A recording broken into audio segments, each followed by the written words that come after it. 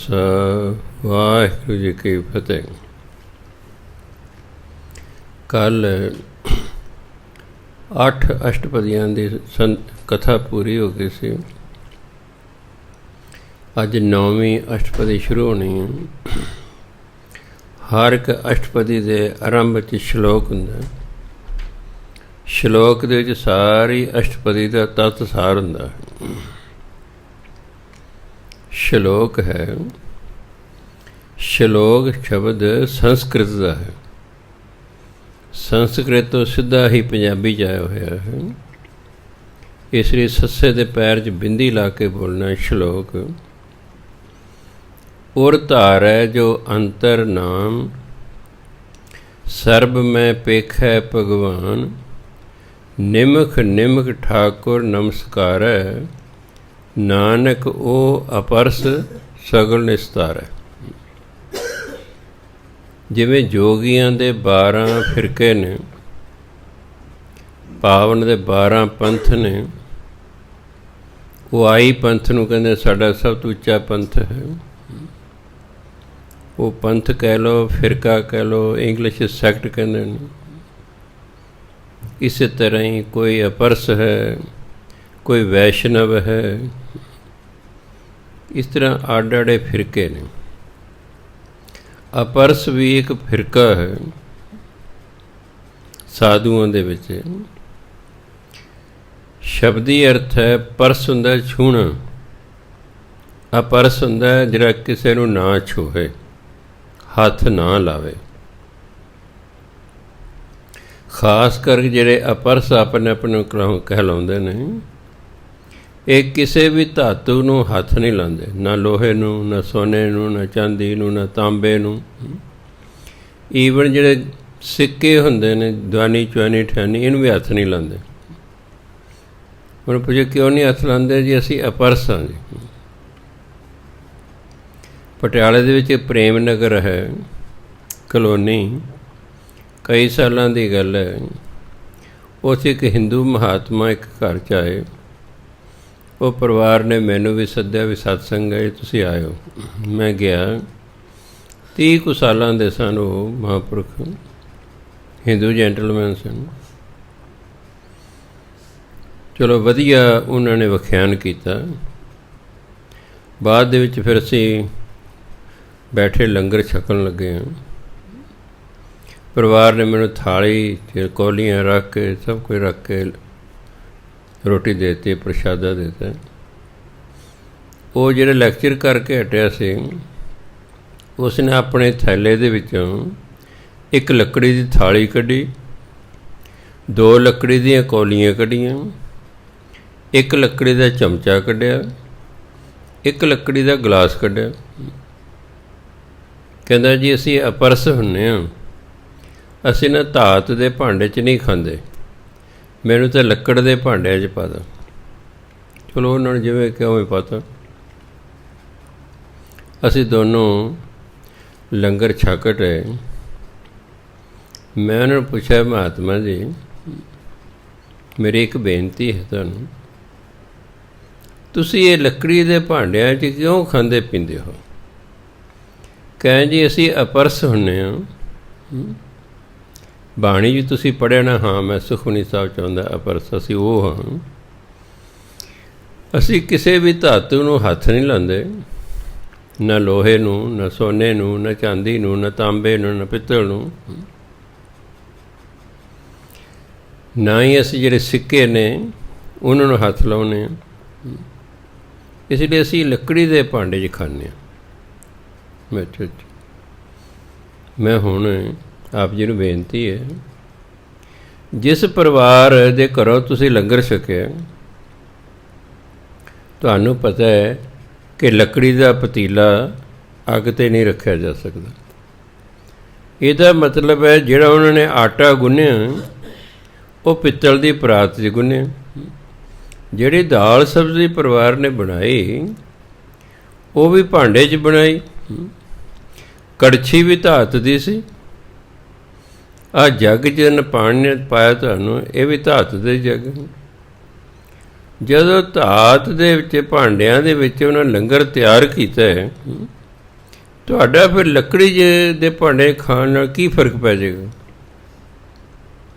ਕੀ ਫਰਕ ਪੈ ਜਾਏਗਾ?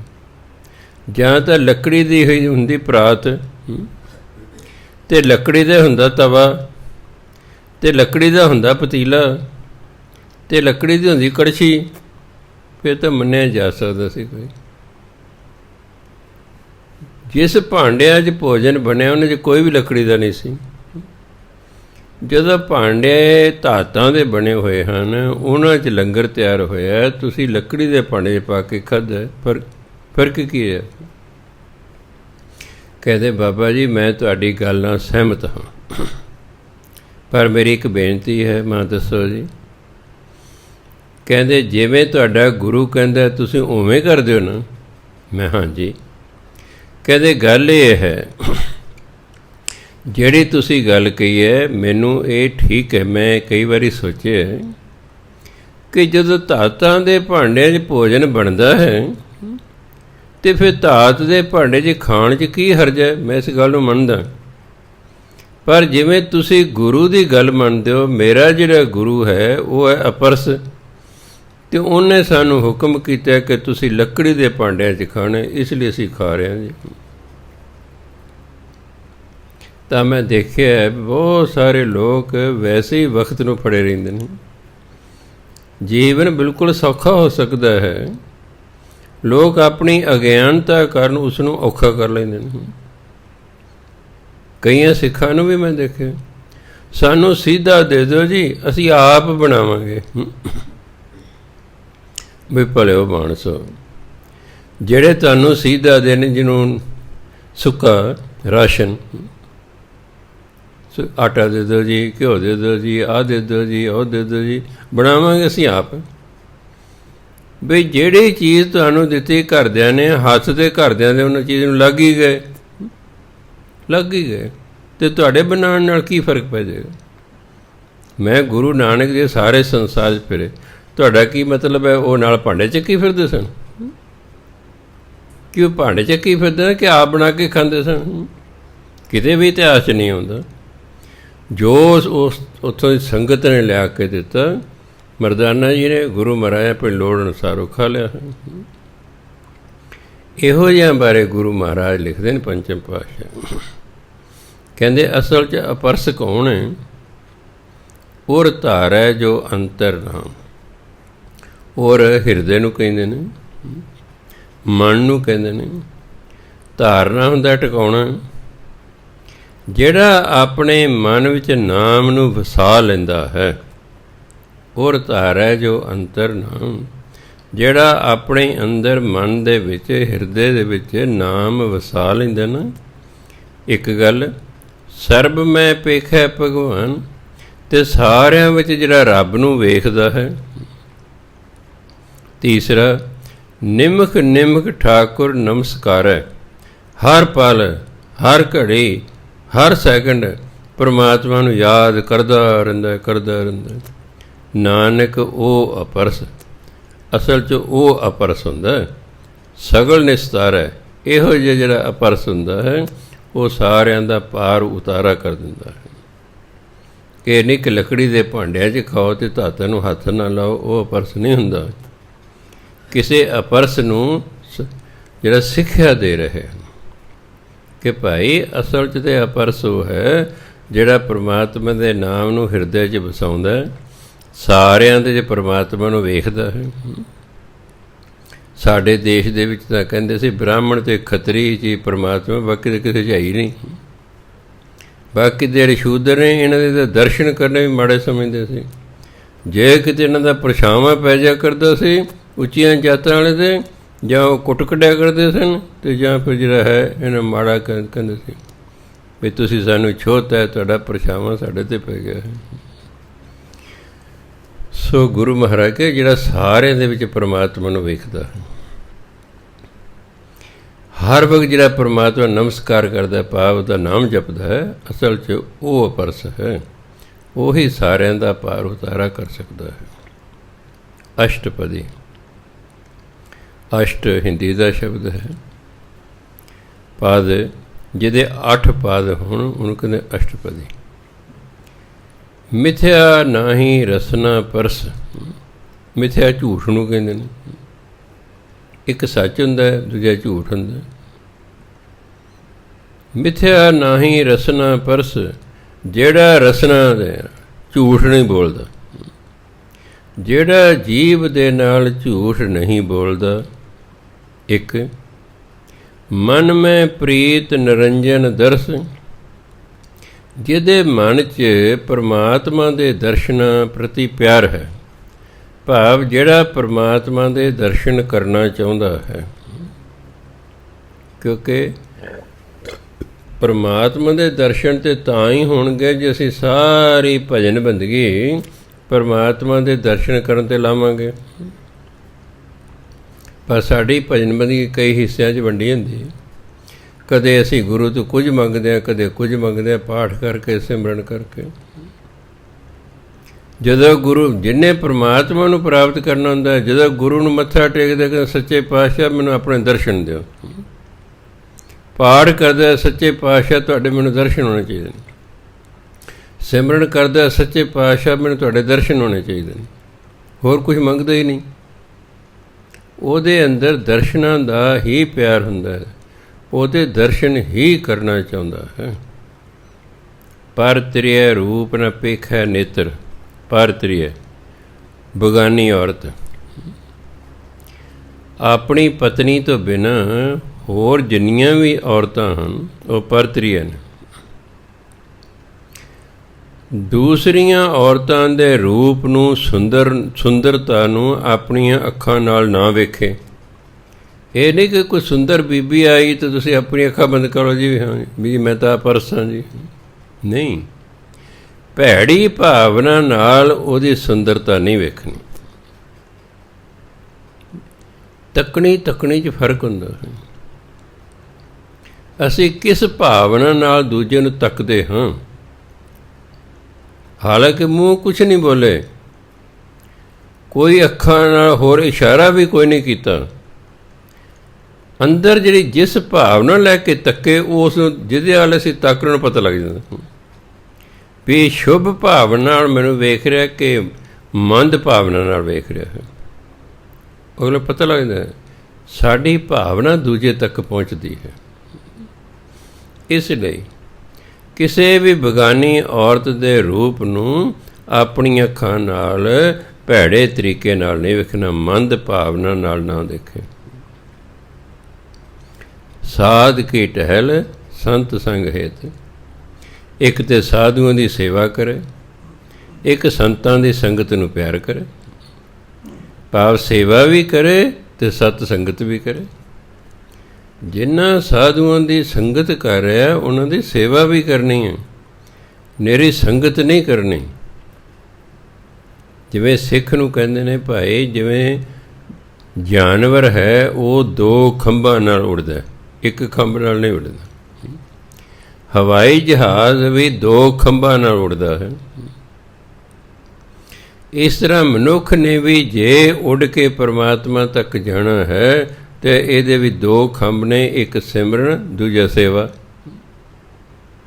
ਸਿਮਰਨ ਵੀ ਕਰਨੀ ਹੈ ਅਤੇ ਸਾਧੂਆਂ ਦੀ ਸੇਵਾ ਵੀ ਕਰਨੀ ਹੈ। ਇਹ ਦੋ ਕਰਮ ਕਰਦੇ ਰਹਿਣਾ, ਇੱਕ ਦਿਨ ਗੱਲ ਬਣ ਜਾਏਗੀ। ਸਾਧ ਕੀ ਟਹਿਲ, ਟਹਿਲ ਸੇਵਾ ਨੂੰ ਕਹਿੰਦੇ। ਸਾਧੂਆਂ ਦੀ ਉਹ ਸੇਵਾ ਕਰਦਾ ਹੈ ਅਤੇ ਸੰਤਾਂ ਦੀ ਸੰਗਤ ਨੂੰ ਪਿਆਰ ਕਰਦਾ ਹੈ। ਕਰਨ ਨਾ ਸੁਣੇ ਕਾਹੂ ਕੀ ਨਿੰਦਾ, ਇਹਨੂੰ ਕਾਹੂ ਨਹੀਂ ਪੜ੍ਹਨਾ। ਕਾਹੂ ਤਿੰਨ ਸ਼ਬਦ ਆਉਂਦੇ ਬਾਣੀ 'ਚ, ਕਾਹੂ, ਜਾਹੂ, ਤਾਹੂ। ਕਾਹੂ ਮੈਨੇ ਕਿਸੇ, ਜਾਹੂ ਮੈਨੇ ਜਿਸੇ, ਤਾਹੂ ਮੈਨੇ ਉਸੇ। ਕਾਹੂ ਕਿਸੇ, ਜਾਹੂ ਜਿਸੇ, ਤਾਹੂ ਉਸੇ। ਇਹ ਤਿੰਨੋਂ ਬਿਨਾਂ ਟਿੱਪੀ ਤੋਂ ਪੜ੍ਹਨੇ ਨੇ। ਨਹੀਂ ਤਾਂ ਆਮ ਜਿਹੜਾ ਹੈ ਪਾਠੀ ਜਿਹੜਾ ਜਾਂ ਕਥਾਕਾਰ ਜਿਹੜਾ ਉਹ ਕਾਹੂ ਬੋਲ ਦਿੰਦੇ ਨੇ। ਇੱਕ ਨੇ ਕਾਹੂ ਬੋਲਤਾ, ਦੂਜੇ ਉਹਨੂੰ ਸੁਣ ਕੇ ਬੋਲਤਾ, ਤੀਜੇ ਨੇ ਬੋਲਤਾ, ਚੌਥੇ ਨੇ ਬੋਲਤਾ, ਪੰਜਵੇਂ ਨੇ ਬੋਲਤਾ। ਇਸ ਤਰ੍ਹਾਂ ਅੱਗੇ ਅੱਗੇ ਹੋ ਜਾਂਦਾ। ਜਿਵੇਂ ਕਈ ਵਾਰੀ ਪਾਠ ਸੁਣਦਾ ਸੁਖਮਨੀ ਸਾਹਿਬ ਦਾ, ਉੱਥੇ ਲੈ ਸਿਰ ਉੱਪਰ ਠਾਡਾ ਗੁਰਸੂਰਾ, ਬਹੁਤ ਪੜ੍ਹ ਰਿਹਾ ਸਿਰ ਉੱਪਰ ਠਾਡਾ ਗੁਰਸੂਰਾ। ਉਹਨਾਂ ਨੂੰ ਗਿਆਨ ਇਹ ਵੀ ਠੰਡਾ ਹੋਰ ਹੁੰਦਾ, ਠਾਡਾ ਹੋਰ ਹੁੰਦਾ। ਠੰਡਾ ਤਾਂ ਹੋ ਗਿਆ ਠੰਡਾ, ਗੁਰੂ ਠੰਡਾ ਤੱਤਾ ਨਹੀਂ ਹੁੰਦਾ। ਜਿਹੜਾ ਠੰਡਾ ਹੋਏਗਾ ਕਿਸੇ ਦਿਨ ਤੱਤਾ ਵੀ ਹੋਏਗਾ। ਉਹ ਇਹ ਕੁਦਰਤੀ ਗੱਲ ਹੈ। ਠਾਡਾ ਹਿੰਦੀ ਦਾ ਸ਼ਬਦ ਹੈ। ਠਾਡਾ ਦਾ ਮਤਲਬ ਖੜਾ। ਸਿਰ 'ਤੇ ਸੂਰਮਾ ਗੁਰੂ ਖੜਾ ਹੈ, ਫਿਰ ਕਾਹਦੀ ਚਿੰਤਾ ਵੀ। ਸਿਰ ਉੱਪਰ ਠਾਡਾ ਗੁਰਸੂਰਾ। ਜੇ ਕੋਈ ਠਾਂਡਾ ਪੜ੍ਹਦੇ ਤਾਂ ਉਸਨੂੰ ਬੇਨਤੀ ਹੈ ਆਪਣਾ ਠੀਕ ਕਰ ਲਓ। ਅਗਲੀ ਵਜੇ ਸੁਖਨੀ ਸਾਹਿਬ ਦਾ ਪਾਠ ਕਰੋਗੇ, ਪੜ੍ਹਨਾ ਸਿਰ ਉੱਪਰ ਠਾਡਾ ਗੁਰਸੂਰਾ। ਜਿਵੇਂ ਸ਼ਬਦ ਇੱਕ ਕਾਢਿਆ, ਸਪੈਲਿੰਗ ਇਹੀ ਨੇ, ਕਿਤੇ ਇਸ ਨੂੰ ਪੜ੍ਹਨਾ ਕਾਂਡਿਆ। ਕਾਢਿਆ ਮੈਨੇ ਵੀ ਬਾਹਰ ਕੱਢ ਦਿੱਤਾ। ਕਾਂਡਿਆ ਇਸ ਨੂੰ ਪੜ੍ਹੋਗੇ ਤਾਂ ਕਿਹਾ ਜਾਂਦਾ ਹੈ, ਉਹਦਾ ਅਰਥ ਹੋ ਜਾਏਗਾ ਕਿਹਾ ਜਾਂਦਾ ਹੈ। ਕਾਢਿਆ ਮੈਨੇ ਕੱਢ ਦਿੱਤਾ, ਆਪਣੇ ਬਾਹਰ ਕੱਢਦੇ ਕਿਸੇ ਨੂੰ। ਕਾਂਡਿਆ ਦਾ ਮਤਲਬ ਹੁੰਦਾ ਕਿਹਾ ਜਾਂਦਾ ਹੈ। ਗੁਰਬਾਣੀ ਜੀ ਕਾਢਿਆ ਹੀ ਲਿਖਿਆ ਹੋਇਆ। ਇਹ ਤਾਂ ਤੁਸੀਂ ਪੜ੍ਹਨ ਵੇਲੇ ਦੇਖਣਾ ਕਿ ਇੱਥੇ ਇਹਦਾ ਅਰਥ ਬਾਹਰ ਕੱਢਣਾ ਹੈ ਕਿ ਕਿਹਾ ਜਾਂਦਾ ਹੈ। ਜੇ ਕਿਹਾ ਜਾਂਦਾ ਅਰਥ ਹੈ ਤਾਂ ਪੜ੍ਹਨਾ ਕਾਂਡਿਆ, ਜੇ ਬਾਹਰ ਕੱਢਤੇ ਤਾਂ ਫਿਰ ਪੜ੍ਹਨਾ ਕਾਢਿਆ ਬੋਲਣਾ ਹੈ। ਇਸ ਲਈ ਇਹ ਪੜ੍ਹਨਾ ਕਾਹੂ। ਨਾ ਕਿਸੇ ਨੂੰ ਵਿਸ਼ਵਾਸ ਹੋਵੇ, ਹਿੰਦੀ ਦੀ ਡਿਕਸ਼ਨਰੀ ਵੇਖ ਲਓ। ਕਰਨ ਨਾ ਸੁਣੇ ਕਾਹੂ ਕੀ ਨਿੰਦਾ। ਕਰਨ ਹੁੰਦਾ ਕੰਨ, ਕਾਹੂ ਹੁੰਦਾ ਕਿਸੇ। ਕੀ ਮੈਨੇ ਦੀ, ਕੰਨਾਂ ਨਾਲ ਕਿਸੇ ਦੀ ਨਿੰਦਿਆ ਨਾ ਸੁਣੇ। ਇਹ ਜਿਹੜਾ ਹੈ ਅਪਰਸ, ਉਹਦੀ ਡੈਫੀਨੇਸ਼ਨ ਦੇ ਰਹੇ ਹਨ ਵੀ ਅਪਰਸ ਕਹਿੰਦੇ ਕਿਹਨੂੰ ਨੇ। ਉਹ ਕੰਨਾਂ ਨਾਲ ਕਿਸੇ ਦੀ ਨਿੰਦਿਆ ਨਹੀਂ ਸੁਣਦਾ, ਕਿਉਂਕਿ ਨਿੰਦਿਆ ਕਰਨਾ ਅਤੇ ਨਿੰਦਿਆ ਸੁਣਨਾ ਦੋਨੋਂ ਹੀ ਮਨ੍ਹਾ ਨੇ। ਨਿੰਦਿਆ ਭਲੀ ਕਿਸੇ ਕੀ ਨਾਹੀ, ਮਨਮੁਖ ਮੁਗਧ ਕਰਨ। ਮੂੰਹ ਕਾਲੇ ਤਿੰਨ ਨਿੰਦਕਾਂ, ਨਰਕੇ ਘੋਰ ਪਚਨ। ਨਿੰਦਿਆ ਨਹੀਂ ਕਰਨੀ ਕਿਸੇ ਦੀ, ਨਹੀਂ ਤਾਂ ਮੂੰਹ ਕਾਲਾ ਕਰਕੇ ਘੋਰ ਨਰਕ ਦੇ ਵਿੱਚ ਉਸ ਬੰਦੇ ਨੂੰ ਸੁੱਟ ਦਿੰਦੇ ਨੇ ਅਗਲੇ ਵੀ ਚੱਲ ਤੂੰ ਨਿੰਦਿਆ ਹੀ ਕਰਦਾ ਰਹੇ। ਨਾ ਨਿੰਦਿਆ ਕਰਨੀ ਹੈ। ਕਈ ਵਾਰੀ ਅਸੀਂ ਬੰਦੇ ਨੂੰ ਵੇਖਿਆ ਹੀ ਨਹੀਂ ਹੁੰਦਾ, ਦੂਜੇ ਤੋਂ ਸੁਣ ਕੇ ਹੀ ਅਸੀਂ ਨਿੰਦਿਆ ਕਰੀ ਜਾਂਦੇ ਹਾਂ। ਹੋ ਸਕਦਾ ਜਿਹਨੇ ਸਾਡੇ ਅੱਗੇ ਗੱਲ ਕੀਤੀ ਉਹਨੂੰ ਈਰਖਾ ਹੋਵੇ ਉਸ ਨਾਲ। ਅਸੀਂ ਉਹ ਬੰਦੇ ਨੂੰ ਵੇਖੇ ਨਹੀਂ, ਅਸੀਂ ਦੂਜੇ ਤੋਂ ਸੁਣ ਕੇ ਹੀ ਕਹਿਣ ਲੱਗ ਪਿਓ ਜੀ ਮਾੜਾ ਜੀ। ਐਵੇਂ ਸਿਰ 'ਤੇ ਭਾਰ ਹੀ ਚੱਕਣਾ। ਆਪਣੀ ਅੱਖਾਂ ਨਾਲ ਕੁਛ ਵੇਖਿਆ ਹੋਵੇ ਤਾਂ ਹੋਰ ਗੱਲ ਹੈ, ਸੁਣਿਆ ਸੁਣਾਇਆ ਹੋਰ ਗੱਲ ਹੁੰਦੀ ਹੈ। ਸੁਣੀਆਂ ਸੁਣਾਈਆਂ ਗੱਲਾਂ 'ਤੇ ਬਹੁਤਾ ਵਿਸ਼ਵਾਸ ਨਹੀਂ ਕਰੀਦਾ ਹੁੰਦਾ। ਸਭ ਤੇ ਜਾਣੇ ਆਪਸ ਕੋ ਮੰਦਾ। ਨਿੰਦਿਆ ਸੁਣਨੀ ਕਿਹਨੂੰ ਚੰਗੀ ਲੱਗਦੀ ਹੈ? ਜਿਹੜਾ ਕਹਿੰਦਾ ਮੈਂ ਵਧੀਆ ਹਾਂ ਬਾਕੀ ਤਾਂ ਘਟੀਆ ਨਹੀਂ। ਅਤੇ ਜਦੋਂ ਬੰਦਾ ਆਪਣੀ ਪੀੜ੍ਹੀ ਹੇਠਾਂ ਸੋਟੀ ਫੇਰਦਾ ਨਾ, ਫਿਰ ਪਤਾ ਲੱਗਦਾ ਵੀ ਉਹ ਜਿਹਦੀ ਮੈਂ ਨਿੰਦਿਆ ਸੁਣ ਰਿਹਾ, ਹੋ ਸਕਦਾ ਉਸ ਦੇ ਵਿੱਚ ਇੱਕ ਨੁਕਸ ਹੋਵੇ ਅਤੇ ਮੇਰੇ 'ਤੇ ਕਈ ਨੇ, ਮੇਰੇ 'ਤੇ ਕਈ ਨੇ। ਸੁਜਾਖਾ ਤਾਂ ਕਾਣੇ ਨੂੰ ਕਾਣਾ ਕਹਿ ਸਕਦਾ। ਕਾਣਾ ਕਾਣੇ ਨੂੰ ਕੀ ਕਹੇਗਾ? ਕਾਣਾ ਵੀ ਤੂੰ ਤਾਂ ਆਪ ਹੀ ਕਾਣਾ, ਤੂੰ ਕਿਸੇ ਨੂੰ ਕਾਣਾ ਕਹਿੰਦਾ ਕੀ ਚੰਗਾ ਲੱਗਦਾ। ਇਸ ਲਈ ਜਿਹੜੇ ਆਪਣੇ ਆਪ ਨੂੰ ਅਪਰਸ ਕਹਿਲਾਉਂਦੇ ਨਾ ਵੀ ਅਸੀਂ ਕਿਸੇ ਨੂੰ ਛੂੰਹਦੇ ਨਹੀਂ, ਤਾਂ ਛੂਹਣਾ ਕਿਸ ਚੀਜ਼ ਨੂੰ ਨਹੀਂ ਛੂਹਣਾ? ਨਿੰਦਿਆ ਨੂੰ ਨਹੀਂ ਛੂਹਣਾ, ਆਪਣੇ ਆਪ ਨੂੰ ਨੀਵਾਂ ਸਮਝਣਾ।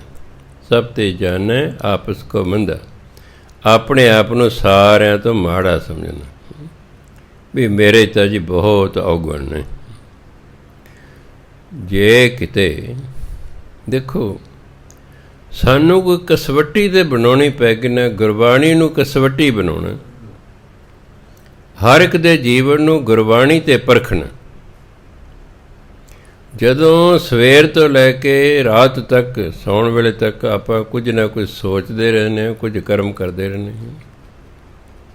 ਰਾਤ ਨੂੰ ਸੌਣ ਤੋਂ ਪਹਿਲਾਂ 2-4 ਮਿੰਟਾਂ ਲਈ ਚੌਂਕੜੀ ਮਾਰ ਕੇ ਬਹਿ ਜਾਓ ਅਤੇ ਫਿਰ ਦੇਖਣ ਲੱਗ ਜਾਓ ਸਵੇਰ ਤੋਂ ਲੈ ਕੇ ਰਾਤ ਤੱਕ ਮੈਂ ਕੀ ਕੀਤਾ ਅਤੇ ਕੀ ਸੋਚਿਆ, ਅਤੇ ਫਿਰ ਪਤਾ ਲੱਗ ਜਾਏਗਾ ਗੁਰਬਾਣੀ ਦੇ ਵਿਰੁੱਧ ਮੈਂ ਆਹ ਕੀਤਾ ਅਤੇ ਗੁਰਬਾਣੀ ਦੇ ਵਿਰੁੱਧ ਮੈਂ ਆਹ ਸੋਚਿਆ।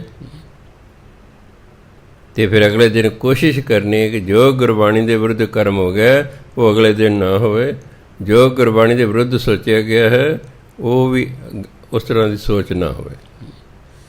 साडी सोच साडे कर्म गुरबाणी अनुसार होने चाहिए हैं। तो जो गुरबाणी अनुसार सोच हो जाएगी तो गुरबाणी च लिखे निंदिया भली किसे की नहीं। आ गुरबाणी च लिखे ना, करन ना सुने काहू की निंदा, किसे दी भी निंदिया कन ना सुन, सब ते जाने आपस को बंदा। अपने आप नूं सारिआं तो माड़ा समझना। गुर प्रसाद बिख्या पर हरै, बिख्या जहर नूं कहंदे ने। गुरबाणी च बिख बिख्या किन्नी वार शब्द आएगा, पर वो जहर के पॉइंट तो नहीं आउंदा। वो माया जिहड़ी हराम दी हुंदी है ना, उन्होंने गुरबाणी बिख लिखिया है, उसनों गुरबाणी बिख्या लिखिया है, हराम की कमाई। गुर प्रसाद बिख्या पर हरै, पर हर हुंदा त्याग देना। गुरु की किरपा नाल वो हराम की कमाई नूं त्याग दिंदा है, हराम की कमाई नहीं करता, गलत तरीके नाल माया नहीं कमांदा, अपने दसां नूहां दे तरीके नाल कमांदा। जिवें एक कोई कपड़ा बेचण वाला सी व्यापारी, वो संत हरनाम सिंह जी रामपुर खेड़े वाले, उन्हां कोले आ गया, बाबा जी मेरे कारोबार च वाधे होण। वो कहता भाई तू की काम करदा? कह जी मैं कपड़ा बेचदा। कहंदे 6 महीने मेरी गल मननी पवेगी। बोल मनेगा फिर तेरे कारोबार च वाधा हो जाएगा। हाँ कहे मनांगे, दसो जी। कहंदे जिहड़ा तू कपड़ा 100 रुपए मीटर लिया ना, सिर्फ 110 रुपए का बेचना, सिर्फ 10% मुनाफा लेना। बच्चा आवे, जवान आवे, बुढ़ा आवे, लड़की आवे, औरत आवे, तेरे भार निश्चित होने चाहिए ने, अते 100 मगर 10 रुपये ही सिर्फ कमाने। ये नहीं कि बेचारा अनपढ़ कोई आ गया वो छिल ला लो। कहते बोल मंजूर है। हुण जेडे 1.5 गुणा बेचते, 100 का 150 बेचते हैं, औखा तो होंदा उन्होंने सिर्फ 10%। कोई कहो जी बिजली का भी खर्चा देना जी, ये नौकर रखे ने इन्होंने भी तनख्वाह देनी है जी, हाँ जी, आप भी असी सारा दिन बहने हैं जी, खर्चे बड़े ने जी, 10% ने किमें होएगा। पर चलो वो चंगा असी अगों बोलिया नहीं। महापुर कहते मंजूर है, 6 महीने इस तरह करें, जेड़ा भी आवे इक्को रेट है। जो कहना जी रुपया घटना भाई इक्को रेट है, लेना ले ला, नहीं लेना ना ले, तेरी मर्जी है। कोई भी आ जाए, सिफारशी आ जाए, कुछ आ जाए, भी आही रेट है जो ऊपर लिखा, मैं तो आही लेना, तुहानू मंजूर है कपड़ा लै जाओ, नहीं मंजूर है ना लो। उन्हें भी प्रतिज्ञा कर ली भी देखी जाएगी। महापुरख कहने 3 महीनों चो प्रसिद्ध हो गया अपने शहर च इलाके कि बई वह इक्को रेट है, तो है भी सस्ता। हुण जिन्हों मानो 150 रुपए गज पहला बेचता सी, 110 बेचन लग पिया। हौली हौली उहदी चर्चा हो गई, बई फलाना दुकानदार है ना, सस्ता कपड़ा दिंदा है, बच्चा चले जाओ, बुढ़ा चले जाओ, जवान चले जाओ, बीबी चले जाओ, इक्को रेट है। जिन्ना मर्जी है कह लो, वो घट नहीं करता। कहें जी कपड़ा लेना लो, नहीं लेना लो, इस रेट ते मिलेगा। बस फिर धड़ा धड़ गाहक आउण लग पिया जी। नाले तो छेती कपड़ा विकन लग पिया। नहीं तो मैं देखिया किन्नी किन्नी देर गाहक लाते, नहीं जी इन्ने ले लो जी। वो कहता मैं तो जी 900 रुपये मीटर लेना है, ना भाई मैं तो 700 देना है। वो कह चलो बीबी जी 950 दे, ना भाई मैं तो 750 करद्या किन्ना समा ला के 800 ते सौदा देना।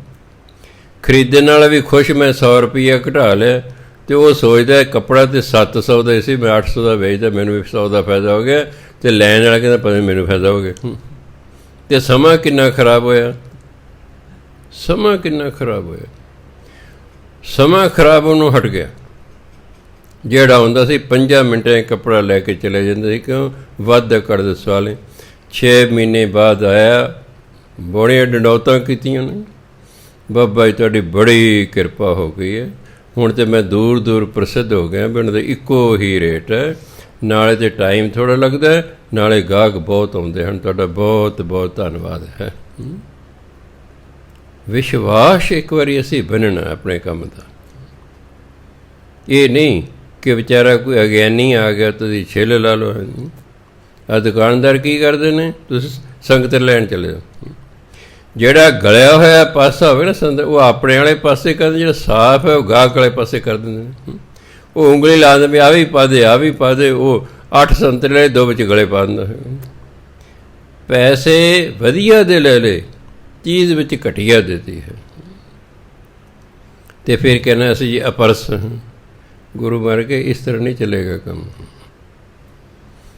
ਗੁਰ ਪ੍ਰਸਾਦ ਵਿਖਿਆ ਪਰ ਹਰੈ, ਉਹ ਗੁਰੂ ਦੀ ਕਿਰਪਾ ਨਾਲ ਹਰਾਮ ਦੀ ਕਮਾਈ ਛੱਡ ਦੇਵੇ। ਮਨ ਕੀ ਵਾਸ਼ਨਾ ਮਨ 'ਤੇ ਟਰੇ। ਮਨ 'ਚ ਅਨੇਕਾਂ ਪ੍ਰਕਾਰ ਦੀਆਂ ਵਾਸ਼ਨਾਵਾਂ ਨੇ, ਕਾਮ ਦੀਆਂ, ਕ੍ਰੋਧ ਦੀਆਂ, ਲੋਭ ਦੀਆਂ, ਮੋਹ ਦੀਆਂ, ਹੰਕਾਰ ਦੀਆਂ, ਚੁਗਲੀ ਨਿੰਦਿਆ ਦੀਆਂ, ਪਤਾ ਨਹੀਂ ਕਾਹਦੀ ਕਾਹਦੀ ਵਾਸ਼ਨਾਵਾਂ।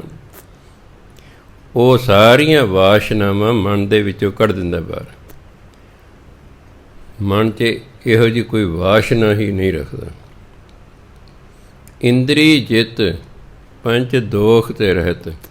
ਸਾਡੀਆਂ ਇੰਦਰੀਆਂ ਨੇ, ਅੱਖਾਂ ਨੇ, ਕੰਨ ਨੇ, ਨੱਕ ਹੈ, ਮੂੰਹ ਹੈ, ਹੱਥ ਨੇ, ਪੈਰ ਨੇ, ਇਹ ਸਾਡੀਆਂ ਇੰਦਰੀਆਂ ਨੇ। ਇਹਨਾਂ 'ਤੇ ਜਿੱਤ ਪ੍ਰਾਪਤ ਕਰਨਾ। ਤੁਸੀਂ ਕਹੋਗੇ ਵੀ ਇਹ ਕਿਵੇਂ? ਅੱਖਾਂ ਨਾਲ ਕੋਈ ਮਾੜੀ ਚੀਜ਼ ਨਹੀਂ ਵੇਖਣੀ। ਦੇਖੋ, ਸਿੱਖ ਨੂੰ ਹੁਕਮ ਹੈ ਜਿੰਨੇ ਦੇਖ ਕੇ ਅਣਡਿੱਠ ਕੀਤਾ। ਕਿਸੇ ਦਾ ਕੋਈ ਗਲਤ ਕੰਮ ਵੇਖ ਲਿਆ, ਕਿਸੇ ਦਾ ਕੋਈ ਨੁਕਸ ਵੇਖ ਲਿਆ, ਅਸੀਂ ਉਹਨੂੰ ਨਾ ਛੱਜ 'ਚ ਪਾ ਕੇ ਛੱਡਦੇ ਹਾਂ। ਆਮ ਤੌਰ 'ਤੇ ਬਾਅਦ 'ਚ ਰਿਵਾਜ਼ ਹੈ ਵੀ ਸੰਗੀ ਜਨੋਂ ਕਥਾ ਵਾਰਤਾ ਕਰਦੇ, ਅਨੇਕਾਂ ਭੁੱਲਾਂ ਚੁੱਕਾਂ ਹੋ ਗਈਆਂ ਹਨ, ਤੁਸੀਂ ਮਾफ़ ਕਰਨਾ। ਕੋਈ ਮਾफ़ ਨਹੀਂ ਕਰਦਾ, ਇਹ ਐਵੇਂ ਫਾਰਮੈਲਿਟੀ ਹੈ। ਮੈਂ ਕੋਈ ਕਿਤੇ ਮੇਰੇ ਮੂੰਹ 'ਚ ਅਚਾਨਕ ਕੋਈ ਗਲਤ ਗੱਲ ਨਿਕਲ ਜਾਏ, ਦੇਖਿਓ ਫਿਰ ਛੱਜ 'ਚ ਪਾ ਕੇ ਛੱਟਣਗੇ, ਭਾਵੇਂ ਅਖੀਰ ਤੱਕ ਜੀ ਹੋ ਭੁੱਲ ਚੁੱਕ ਹੋ ਜਾਂਦੀ, ਜਾਣੇ ਅਣਜਾਣ 'ਚ ਮਾफ़ ਕਰਨ, ਕੋਈ ਮਾफ़ ਨਹੀਂ ਕਰਦਾ। ਫਿਰ ਮਾਫ਼ੀ ਮੰਗਣ ਦਾ ਫਾਇਦਾ ਹੀ ਕੋਈ ਨਹੀਂ। ਕੋਈ ਮਾफ़ ਨਹੀਂ ਕਰਦਾ, ਨਾ ਕਿਸੇ ਸੰਤ ਮਹਾਤਮਾ ਨੂੰ ਕਰੇ ਅਤੇ ਨਾ ਕਿਸੇ ਹੋਰ ਨੂੰ ਕਰੇ। ਨਹੀਂ, ਲੋਕ ਹੋਈ ਗਲਤੀ ਨੂੰ ਛੱਜ 'ਚ ਪਾ ਕੇ ਛੱਡਦੇ ਨੇ। ਇਸ ਲਈ ਕੋਈ ਫਾਇਦਾ ਹੀ ਨਹੀਂ ਅਖੀਰ 'ਤੇ ਕਹਿਣ ਦਾ। ਕਈ ਵਾਰੀ ਕਹੇ ਗੁਰੂ ਰੂਪ ਸਾਧ ਸੰਗਤ ਜੀ, ਲੈ ਦੱਸ, ਜਿਹੜੇ ਪਹਿਲੇ ਗੁਰੂ ਰੂਪ ਉਹਨੂੰ ਤੁਸੀਂ ਕੀ ਸਿੱਖਿਆ ਦਿਓਗੇ ਜੀ? ਮੈਂ ਕਹਿੰਦਾ ਗੁਰੂ ਰੂਪ ਸਾਧ ਸੰਗਤ ਜੀ ਹੈ, ਅਤੇ ਜਿਹੜਾ ਪਹਿਲੇ ਗੁਰੂ ਰੂਪ ਹੈ ਮੈਂ ਉਹਨੂੰ ਕਿਸ ਵਾਰ ਸਿੱਖਿਆ ਦੇਵਾਂਗਾ? ਜੋ ਪਹਿਲੇ ਗੁਰੂ ਰੂਪ ਨੇ, ਗੁਰੂ ਪਿਆਰੀ ਗੁਰੂ ਸਵਾਰੀ, ਗੁਰੂ ਪਿਆਰੀ ਗੁਰੂ ਸਵਾਰੀ ਗੁਰੂ ਰੂਪ ਸਾਧ ਸੰਗਤ ਜੀ। ਫਿਰ ਉਹਨੂੰ ਤੁਸੀਂ ਕੀ ਸਿੱਖਿਆ ਦੇਣਾ? ਤਾਂ ਪਹਿਲੇ ਗੁਰੂ ਦੇ ਸਵਾਰੇ ਹੋਏ ਨੇ, ਸਵਾਰਿਆਂ ਨੂੰ ਤੁਸੀਂ ਕੀ ਕਹਿਣਾ ਜੀ? ਚਲੋ ਠੀਕ, ਕੁਛ ਤਾਂ ਉਹਨਾਂ ਨੂੰ ਕਹਿਣਾ।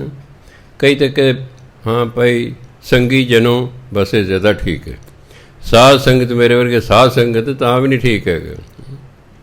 ਸਾਧ ਸੰਗਤ ਆਪਾਂ ਇਸ ਲਈ ਕਹਿਣਾ ਵੀ ਅਸੀਂ ਗੁਰੂ ਦੀ ਸੰਗਤ ਕਰਨ ਆਏ ਹਾਂ, ਅਸੀਂ ਗੁਰੂ ਦੀ ਸੰਗਤ ਕਰਨ ਆਏ, ਇਸ ਲਈ ਸਾਧ ਸੰਗਤ।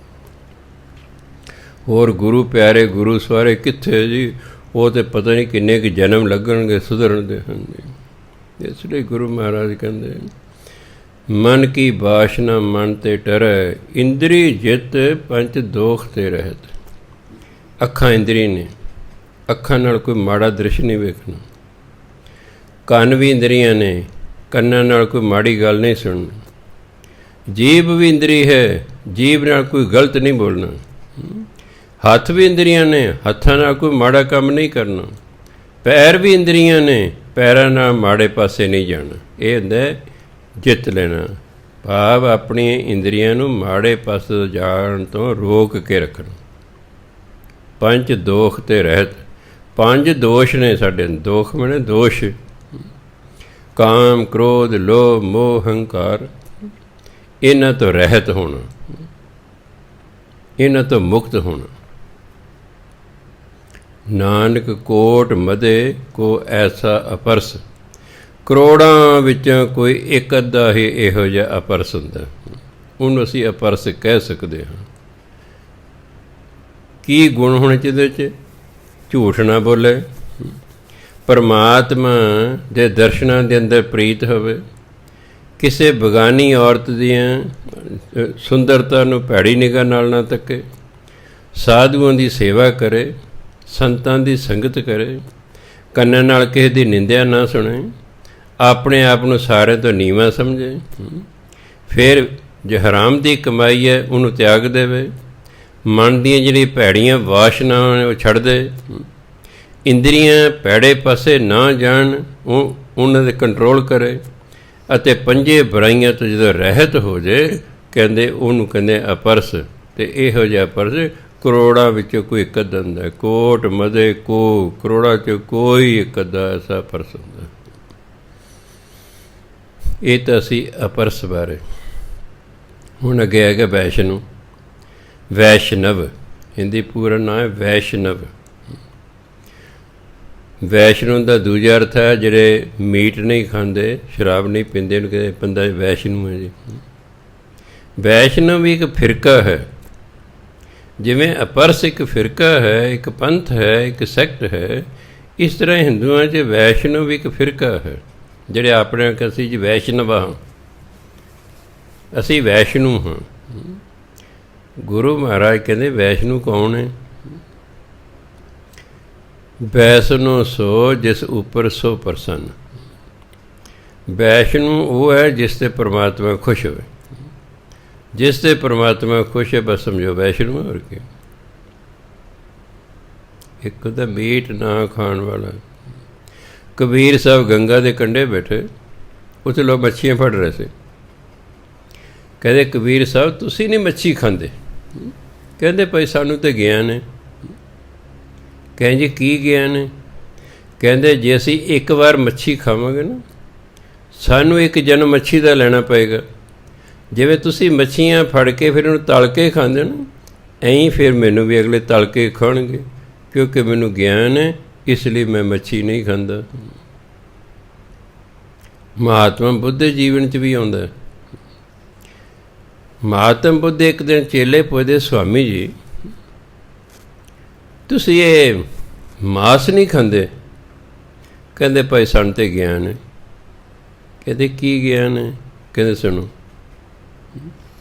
ਅੱਜ ਤੋਂ 10 ਜਨਮ ਪਹਿਲਾਂ ਮੈਂ ਰਾਜਕੁਮਾਰ ਹੁੰਦਾ, ਜਿਵੇਂ ਹੁਣ ਰਾਜਕੁਮਾਰ, 10 ਜਨਮ ਵੀ ਪਹਿਲਾਂ ਮੈਂ ਰਾਜਕੁਮਾਰੀ ਹੁੰਦਾ ਸੀ।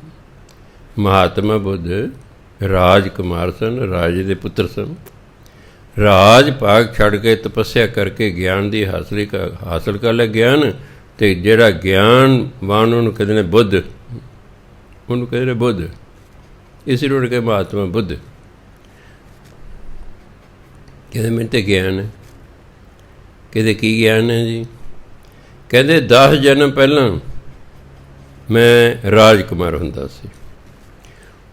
ਛੋਟੀ ਉਮਰ 'ਚ ਉਦੋਂ ਵਿਆਹ ਹੋਇਆ ਕਰਦੇ ਸਨ। ਕਿ ਫਿਰ ਜੇ ਥੋੜ੍ਹੀ ਵੱਡੀ ਉਮਰ ਹੋ ਜਾਂਦੀ ਸੀ, ਉਦੋਂ ਮੁਕਲਾਵਾ ਲੈਣ ਜਾਂਦੇ ਹੁੰਦੇ ਸਨ। ਕਹਿੰਦੇ ਮੈਂ ਮੁਕਲਾਵਾ ਲੈਣ ਗਿਆ, ਭਾਵ ਆਪਣੇ ਘਰ ਲੈਣ ਗਿਆ ਪੇਕਿਆਂ ਤੋਂ। ਉਹਨਾਂ ਮੈਨੂੰ ਬੱਕਰੇ ਦਾ ਮੀਟ ਖਵਾ ਦਿੱਤਾ।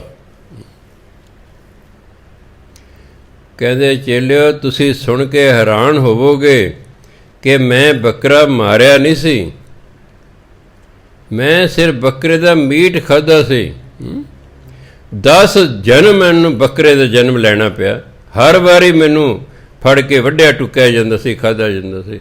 ਹੁਣ ਉਹ ਮੇਰਾ ਕਰਮ ਖਤਮ ਹੋ ਗਿਆ ਅਤੇ ਐਤਕੀ ਮੈਂ ਫਿਰ ਰਾਜਕੁਮਾਰ ਬਣ ਗਿਆ। ਇਸ ਲਈ ਨਹੀਂ ਕਹਿੰਦੇ ਮੈਂ ਖਾਂਦਾ। ਅਤੇ ਕਬੀਰ ਸਾਹਿਬ ਨੇ ਬਾਣੀ 'ਚ ਲਿਖਿਆ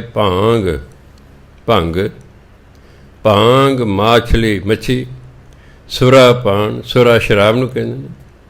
ਭਾਂਗ ਮਾਛਲੀ ਸੁਰਾ ਪਾਣ ਜੋ ਜੋ ਪ੍ਰਾਣੀ ਖਾਹੇ, ਵਰਤ ਨੇਮ ਤੀਰਥ ਕੀਏ ਸਭੇ ਰਸਾਤਲ ਜਾਹੇ। ਜਿਹੜੇ ਭੰਗ ਪੀਂਦੇ ਨੇ, ਜਿਹੜੇ ਮਾਸ ਖਾਂਦੇ ਨੇ, ਜਿਹੜੇ ਸ਼ਰਾਬ ਪੀਂਦੇ ਨੇ, ਇਹ ਜਿੰਨੇ ਮਰਜ਼ੀ ਤੀਰਥ ਇਸ਼ਨਾਨ ਕਰ ਲੈਣ, ਜਿੰਨੇ ਮਰਜ਼ੀ ਨੇਮ ਚੱਕ ਲੈਣ, ਕਹਿੰਦੇ ਸਭੇ ਰਸਾਤਲ ਜਾਏ, ਸਾਰੇ ਹੀ ਨਰਕਾਂ ਨੂੰ ਜਾਣਗੇ। ਬਾਕੀ ਹੁਣ ਅੱਲਾ ਜਾਣੇ, ਬਾਣੀ ਤਾਂ ਹੀ ਲਿਖਿਆ ਹੋਇਆ। ਬਾਕੀ ਜਿਹਨੇ ਖਾਣਾ ਖਾਈ ਜਾਓ, ਮੇਰੀ ਤਾਂ ਕੋਈ ਢਿੱਡ ਪੀੜ ਨਹੀਂ ਹੁੰਦੀ ਹੈਗੀ, ਤੁਹਾਡੀ ਮਰਜ਼ੀ ਹੈ। ਸੋ ਗੁਰੂ ਮਹਾਰਾਜ ਕਹਿੰਦੇ ਵੈਸਨੂੰ ਸੋ ਜਿਸ ਉੱਪਰ ਸੋ ਪ੍ਰਸੰਨ। ਵੈਸਨੂੰ ਕੌਣ ਹੈ? ਜਿਸ ਤੇ ਪਰਮਾਤਮਾ ਖੁਸ਼ ਹੈ। ਵਿਸ਼ਨ ਕੀ ਮਾਇਆ ਤੇ ਹੋਏ ਭਿੰਨ, ਜਿਹੜਾ ਪਰਮਾਤਮਾ ਦੀ ਮਾਇਆ ਤੋਂ ਨਿਰਲੇਪ ਰਹਿੰਦਾ ਹੈ। ਰਹਿੰਦਾ ਤਾਂ ਮਾਇਆ 'ਚ ਹੀ ਹੈ, ਪਰ ਉਹ ਮਾਇਆ ਤੋਂ ਨਿਰਲੇਪ ਰਹਿੰਦਾ ਹੈ। ਮਾਇਆ ਦੀ ਖਾਤਰ ਕੋਈ ਗਲਤ ਕੰਮ ਨਹੀਂ ਕਰਦਾ, ਆਪਣੇ ਦਸਾਂ ਨੂੰ ਦੀ ਕਿਰਤ ਨਾਲ ਮਾਇਆ ਕਮਾਉਂਦਾ ਹੈ। ਵਿਸ਼ਨ ਕੀ, ਪਰਮਾਤਮਾ ਨੂੰ ਕਹਿੰਦੇ ਵਿਸ਼ਨ ਕੀ ਮਾਇਆ ਤੇ ਹੋਏ ਭਿੰਨ, ਜਿਹੜਾ ਪਰਮਾਤਮਾ ਦੀ ਮਾਇਆ ਤੋਂ ਨਿਰਲੇਪ ਰਹਿੰਦਾ ਹੈ। ਕਰਮ ਕਰਤ ਹੋਵੇ ਨਿਹਕਰਮ, ਨਿਹਕਰਮ ਨਿਸ਼ਕਰਮ ਇੱਛਾ ਰਹਿਤ। ਉਹ ਧਾਰਮਿਕ ਕਰਮ ਕਰਦਾ ਪਰ ਉਹਦੀ ਇੱਛਾ ਕੋਈ ਨਹੀਂ ਹੁੰਦੀ, ਇੱਛਾ ਰਹਿਤ ਕਰਦਾ। ਆਪਾਂ ਜੇ ਗੁਰਦੁਆਰੇ ਜਾਂਦੇ ਤਾਂ ਵੀ ਸਾਡੀ ਕੋਈ ਇੱਛਾ ਹੁੰਦੀ ਹੈ। ਕਿੰਨੀ ਦੇਰ ਕਈ ਲੋਕ ਕਿੰਨੀ ਦੇਰ ਮੰਗਦੇ ਰਹਿੰਦੇ ਨੇ। ਇੱਕ ਵਾਰੀ ਮੈਂ ਗੁਰਦੁਆਰੇ ਗਿਆ, ਇੱਕ ਭਾਈ ਜਿਹੜਾ ਹੈ ਉਹਨੇ ਕਮੀਜ਼ ਦਾ ਪੱਲਾ ਫੜਿਆ, ਦੋਨਾਂ ਹੱਥਾਂ ਨਾਲ ਅੱਗੇ ਨੂੰ ਕੀਤਾ ਜਿਵੇਂ ਝੋਲੀ ਬਣਾਉਂਦੇ ਹਾਂ। ਕਿੰਨੀ ਦੇਰ ਪਤਾ ਨਹੀਂ ਗੁਰੂ ਮਹਾਰਾਜ ਤੋਂ ਕੀ ਮੰਗਦਾ ਰਿਹਾ। ਫਿਰ ਉਹਨੇ ਉਹ ਪੱਲਾ ਛੱਡਤਾ ਹੈ ਅਤੇ ਸੰਗਤ 'ਚ ਆ ਬੈਠਾ। ਅਤੇ ਮੈਂ ਤਾਂ ਸੋਚਿਆ ਵੀ ਜਿਹੜਾ 15 ਮਿੰਟ ਲਾ ਕੇ ਤੂੰ ਝੋਲੀ 'ਚ ਪਵਾਇਆ ਹੋਣਾ ਨਾ, ਉਹ ਜਿਉਂ ਹੀ ਤੂੰ ਹੱਥ ਛੱਡੇ ਹੋਣਗੇ ਸਾਰੇ ਡੁੱਲ ਗਿਆ ਹੋਣਾ, ਤੂੰ ਖਾਲੀ ਦਾ ਖਾਲੀ ਰਹਿ ਗਿਆ। ਝੋਲੀ ਤਾਂ ਐਂ ਅੱਡੀ ਵੀ ਜੇ ਝੋਲੀ ਵੀ ਪਏਗਾ, ਅਤੇ ਜੇ ਪੈ ਗਿਆ ਮੰਨ ਲਓ ਪੈ ਗਿਆ ਹੈ, ਅਤੇ ਫਿਰ ਉਹ ਜਾਂ ਤਾਂ ਉਸੇ ਤਰ੍ਹਾਂ ਝੋਲੀ ਹੱਥ ਫੜੀ ਆਉਂਦਾ, ਘਰ ਤੱਕ ਲਈ ਆਉਂਦਾ ਅਤੇ ਕਿਸੇ ਭਾਂਡੇ ਜਾ ਕੇ ਪਾ ਲੈਂਦਾ। ਉਹ ਤਾਂ ਉੱਥੇ ਹੀ ਛੱਡਦੇ ਹੱਥ, ਫਿਰ ਤਾਂ ਉੱਥੇ ਡੁੱਲ ਗਿਆ। ਉੱਥੇ ਬੰਦਾ ਜਿਹੜਾ ਵੀ ਜਾਂਦਾ ਕੋਈ ਇੱਛਾ ਲੈ ਕੇ ਜਾਂਦਾ ਹਮੇਸ਼ਾ, ਮੈਂ ਚਾਹੇ ਤੁਸੀਂ ਹੋ। ਜੇ ਕਿਤੇ ਗੁਰੂ ਮਹਾਰਾਜ ਕਹਿੰਦੇ ਗੁਰਮੁਖਾ ਤੇਰਾ ਕੰਮ ਕੋਈ ਨਹੀਂ ਹੋਣਾ, ਆਲ ਕਾ ਚੰਗਾ ਜੀ, ਵੈਰ ਖਾਲਸਾ ਵੈਰੀ ਫਤਿਹ, ਤੁਸੀਂ ਗੁਰਦੁਆਰੇ ਬੈਠੋ ਅਤੇ ਮੈਂ ਆਪਣੇ ਘਰ ਬਹਿਣਾ। 99% ਤਾਂ ਜਾਨੋਂ ਹਟ ਜਾਣਗੇ ਜੇ ਕਿਤੇ ਸੱਚੀ ਗੁਰੂ ਮਹਾਰਾਜ ਕਹਿ ਦੇਣ ਵੀ ਤੇਰਾ ਕੰਮ ਨਹੀਂ ਹੋਣਾ ਭਾਈ, ਤੂੰ ਤਰਲੇ ਕੱਢ ਨਾ ਕੱਢ, ਬੇਨਤੀਆਂ ਕਰ ਨਾ ਕਰ। ਹਰ ਇਨਸਾਨ 99.99 ਹਾਂ 0.001 ਹੋ ਸਕਦਾ ਵਿੱਚ, ਜੇ ਰੱਬ ਨੂੰ ਮੰਗਦਾ ਹੋਵੇ, ਹੋਰ ਕੋਈ ਚੀਜ਼ ਨਾ ਮੰਗਦਾ ਹੋਵੇ।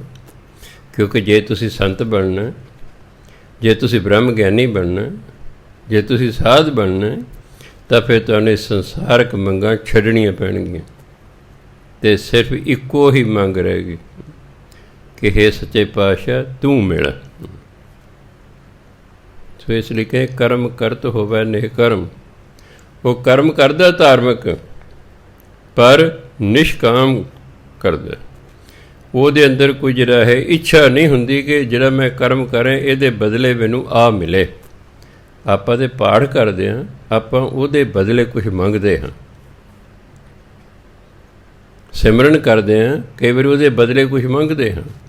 ਇਸ ਲਈ ਸਾਡੀ ਭਜਨ ਬੰਦਗੀ ਨਿਹਕਰਮ ਨਹੀਂ ਹੁੰਦੀ, ਸਾਡੀ ਭਜਨ ਦੀ ਸਾਕਰਮ ਹੁੰਦੀ ਹੈ। ਉਹ 'ਚ ਮੰਗਿਆ ਗਿਆ ਹੁੰਦਾ ਕੁਝ। ਹਾਂ ਕਹਿੰਦੇ ਜਿਹੜਾ ਵੈਸ਼ਨੂੰ ਹੁੰਦਾ ਅਸਲ 'ਚ ਤਾਂ ਉਹ ਜਿਹੜੇ ਕਰਮ ਕਰਦਾ ਉਹ ਨਿਸ਼ਕਾਮ ਕਰਦਾ।